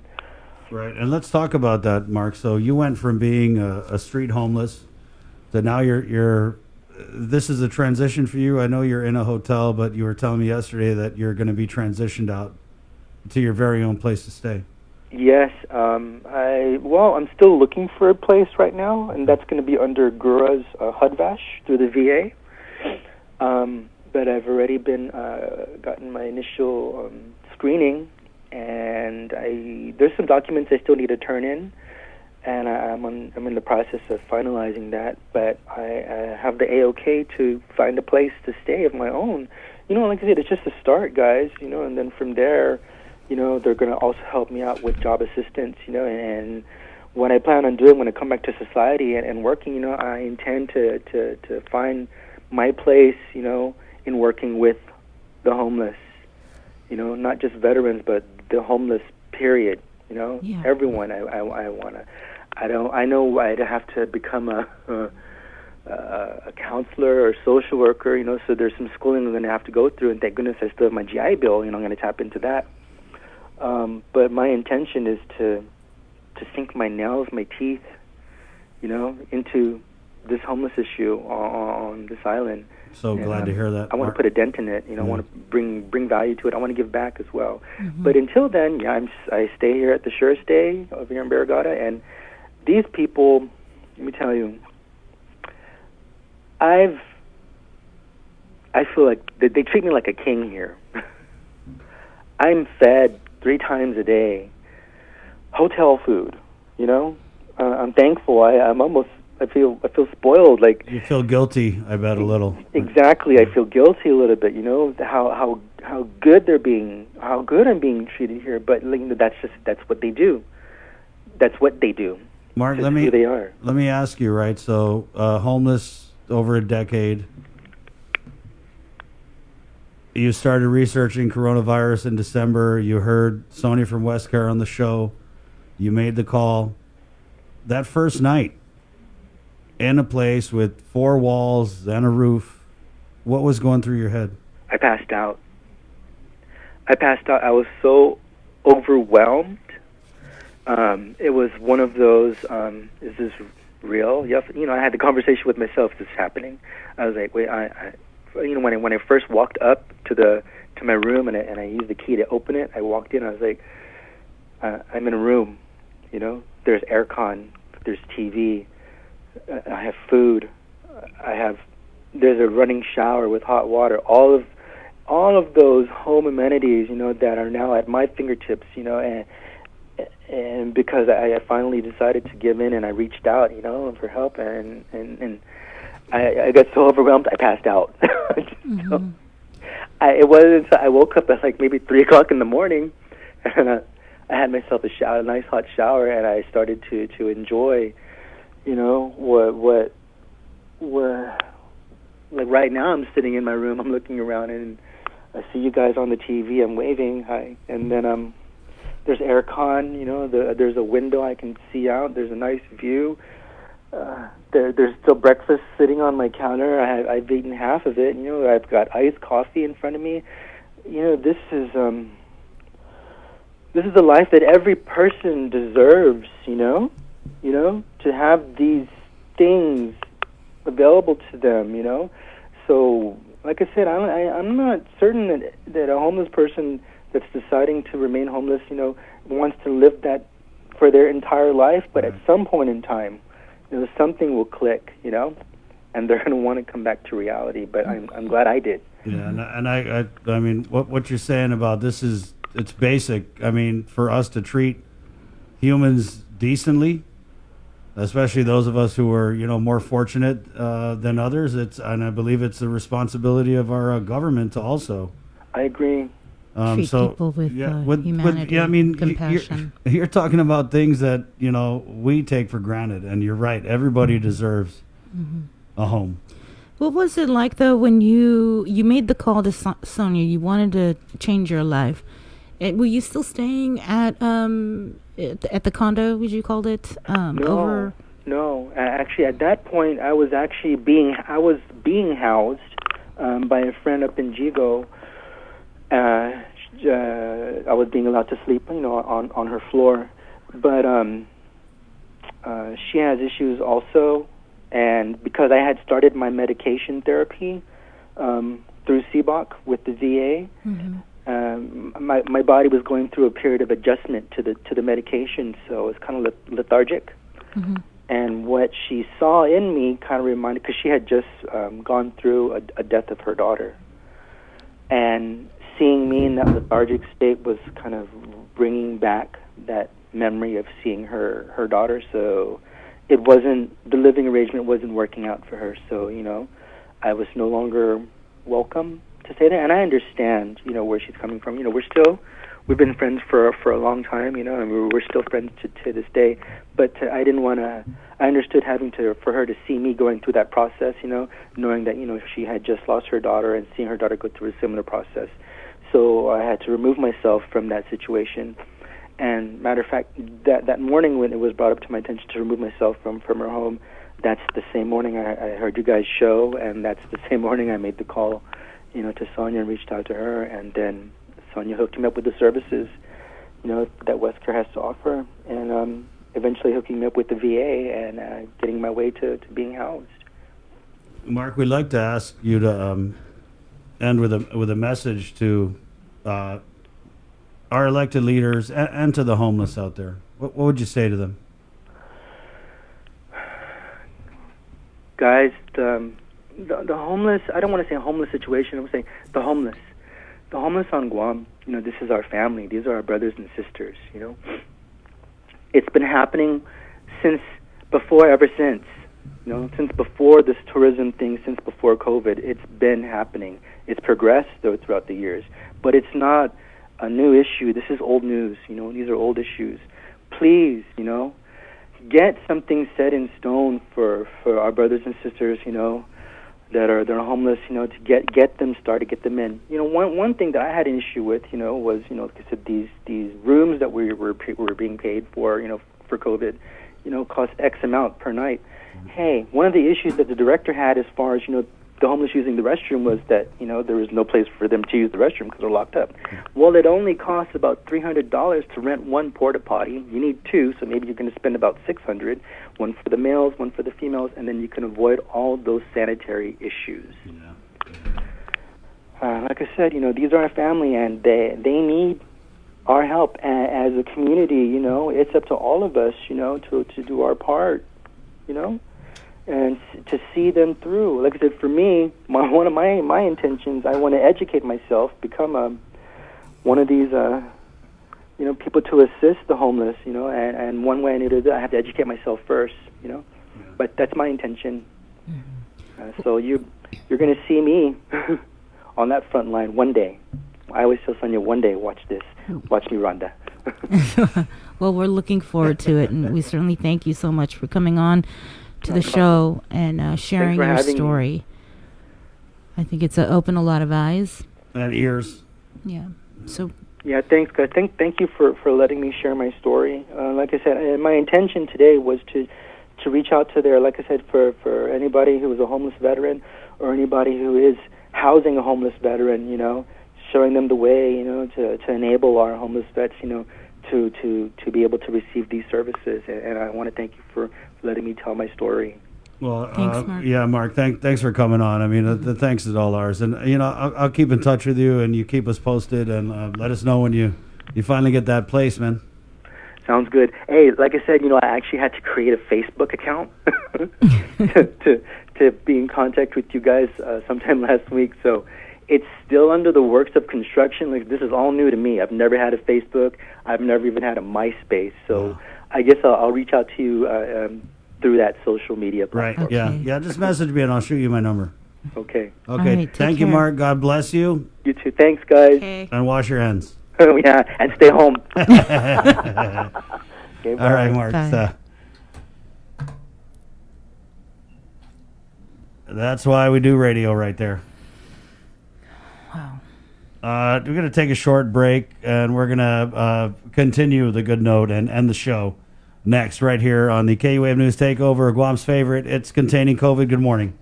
Keeping you informed, KUAM News brings you Banking 671, brought to you by the Bank of Guam, the People's Bank, and Coast 360 Federal Credit Union. Together, we thrive. KUAM News COVID-19 Takeover on I-94 FM is presented locally by Ambrose Inc. GU Self-Storage, conveniently located near the Harmon McDonald's. We offer affordable rates, online payments, and auto bill pay for your convenience. Plus gate access daily from 6 a.m. to 9 p.m. Call us today at 648-7867 for more information. With the new challenges we're all facing, First Hawaiian Bank wants to make sure you have access to your financial world. With FHB Online and our mobile app, we hope to make banking the least of your worries. Visit fhb.com/digital. We hope that you and your loved ones are safe and healthy during the COVID-19 pandemic. It has been a challenging time for all, but now, more than ever, our cancer patients and caregivers need us. Although we are apart, we stand united in the fight against cancer. The American Cancer Society Guam is excited to announce our first virtual Relay for Life. Join us on Saturday, June 27th at 6:30 p.m. on KUAM TV 8, as well as on I-94 FM and streaming on KUAM News digital platforms. Cancer does not stop, and neither can we. On June 27th, let's celebrate together and fight cancer. Visit relayforlife.org/GuamGU to find out how you can participate in the 2020 Virtual Relay for Life Guam.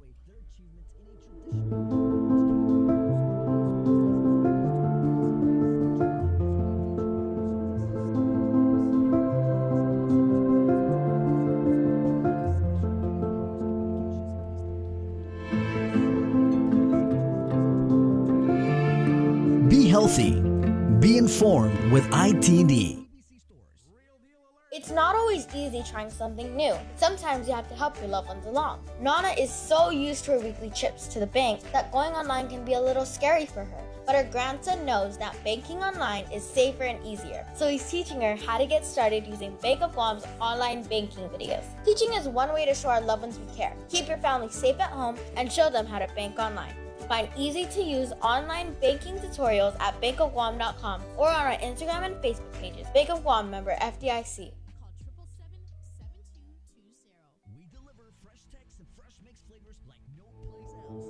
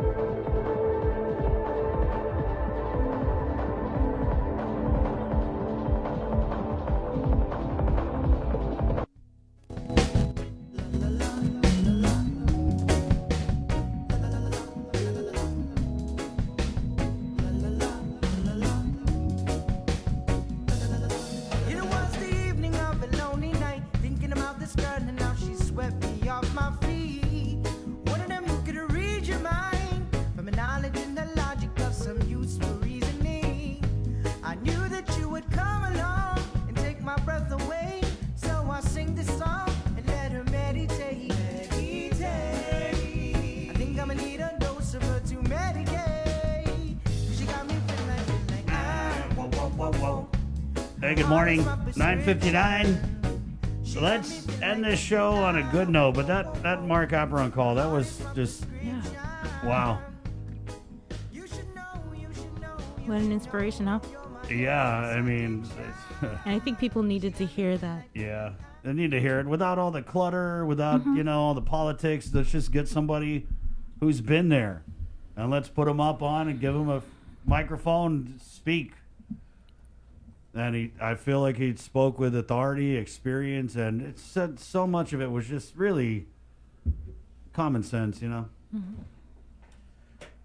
It's 10 o'clock. Let's end the show on a good note, shall we? We end the show every day. It's always easy to find people who are making a difference in our community, and we want to bring on Ina from Hancock Wholesale. And Ina, she's one of these ladies, like, you don't know her name necessarily, but you see her around everywhere.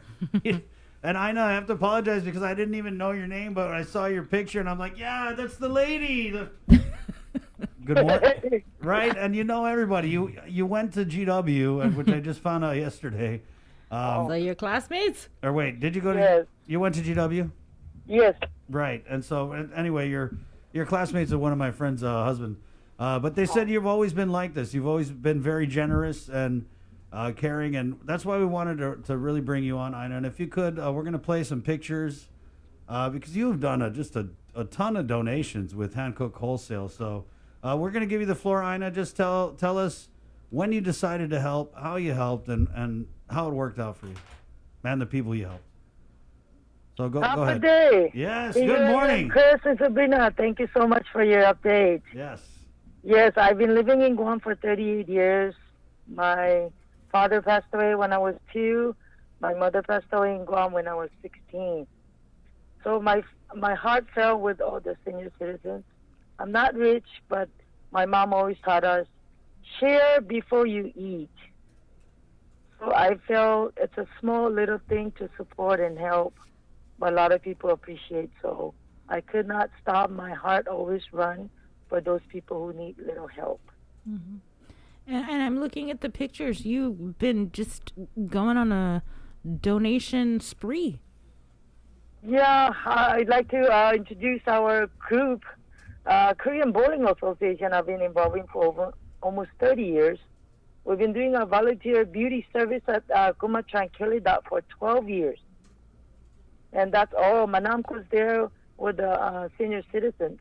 Mm-hmm. One day before, like 12 years ago, one of the grandma needs to cut their nails, but she couldn't because she was so weak. Mm-hmm. So we decided to cut her nails. We're not professional, but cut her nails as a nana. And they decide one of our board director was the hairdresser. So I said, why don't I go there and cut their hair? And then once we cut their hair, they said, can someone do our colors? So we decided we're not a professional, but we learn from our friends to do the hair color. So we decided to do it every 2 months. Hair color, hair cut, and nail cutting.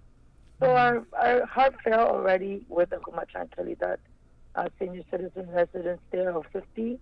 Mm-hmm. So our group always go there every 2 other months. But we cannot go there without no snack, Eating is the best memory, right? So we take our small snack, Korean snacks, or donuts or drinks. So the grandmas, the nanas came over to the center area. So our heart fell. We can't stop until, because all the residents, the Guma Tranquilidad residents don't have immediate family. There is some, but not everybody. So and it's they're not very just happy and expecting us to come. So we cannot stop. So we decide. So it's my 12 years ago. My heart started running. I cannot miss them. If they need anything, water or anything, we just stop there and drop them off. It's just a little thing, but they really appreciate it. COVID can't stop you. Right on. Yes, even COVID. My old friends are calling, are you okay right now? I said, don't worry, I eat lots of kimchi. So that's the secret. Yeah, that's the secret. The kimchi makes you out of fight with the virus. I'm going to eat more kimchi. Yes, you should. I'll make you one homemade kimchi for you guys. I know you shouldn't have said that because I have your number and I will. Yes. We're going to eat kimchi. Come to me. I'll make my homemade kimchi for you. Ooh. Oh, you got it. And I know you wanted to thank a few different groups that you've been involved with in these donations, like the Korean Bowling Association, the East Asia Taekwondo Federation of Guam, and the Republic Korea Freedom Federation of Guam. Yes. I'd like to introduce and appreciate the Korean Bowling Association not stopping their donation and their heart to Guma Tranquilidad over 12 years. They are a non-profit organization, and I'm a past president. And we are not stopping for our donation to little support to anybody who needs. And we were adopted Harmon bus stop for cleaning. So we are not stopping even the COVID-19. We went there last month. We clean up there, even though there's no students. But I see some homeless people were resting there, so we went there with the president. We clean up there, and Korean East Asia Taekwondo Federation, they participate the parade for over 3 years, and I really appreciate what they did and the efforts from Korea Taekwondo to participate for our parade to show our efforts for Guam. And then the Korea Freedom Federation of Guam, they were just established last January this year. And my brother is the president, but they're willing to do any kind of volunteer work. And they are participating the BIF this Saturday. to clean up. So like there's a lot of people who's willing to do the volunteer, but they don't know where to go. So I always encourage them, what's up, what's new, what's going on with the volunteer, and they always come and help little things. Well, I know that when I first talked to you, you were just so humble about it, and you said there's all these other groups that are helping, but we see you at the center of it, and everyone just always has so many good things to say about you, and that's why we wanted to bring you on today, Ina, to just recognize Thank you so much, as our Chris. COVID hero for My the day. honor. This is my second home. I know I'm Korean raised, but I was made in Guam. Made in Guam. Well, there you go. Yes, I was born and raised in Korea, but made in Guam. Okay. And I cannot forget that. Well, thank you, Ina, so much. Thank you very much, Chris. Tina, I owe you homemade kimchi. All right. I'll call you next week if the shipment comes because they're out of cabbage. Right. No cabbage in Guam. Okay, all right. You guys heard it there. We're gonna be eating kimchi next week. Well, thank you. Yes, I'll get you a kimchi. Thank you. Okay. Thanks, Ina. God bless Thank you you. so much for your updates. Thank you. Take care. I'll wash my hand always. Thank you. Thank you. Bye. Take care. Bye-bye. Bye. Bye-bye. Okay. Ooh, I'm hyped now. He's like, yeah, I wash my hands. Don't say it. But you know, she wasn't only at Guma Tranquilidad. I see the picture. She was donating to the Mayor's Council of Guam and donating to the Guam Memorial Hospital. Like you said, she's everywhere. A donation diva. Yeah. I'm wondering if she has a twin. Maybe we're seeing her. She's just all over the place. Yeah. So, yeah, that's awesome. Thank you. At 10:08, we're like way over, and there's Sorry, guys. no overtime authorized. Good job today, Bree. Good job, Chris. Thank you guys. Definitely doing this, waking up. It's all for you guys to get the info out, to get your perspective, to try and, give you the truth about things that we think are important. So thank you guys, really, on all of our social media, the radio, the internet, TV 11.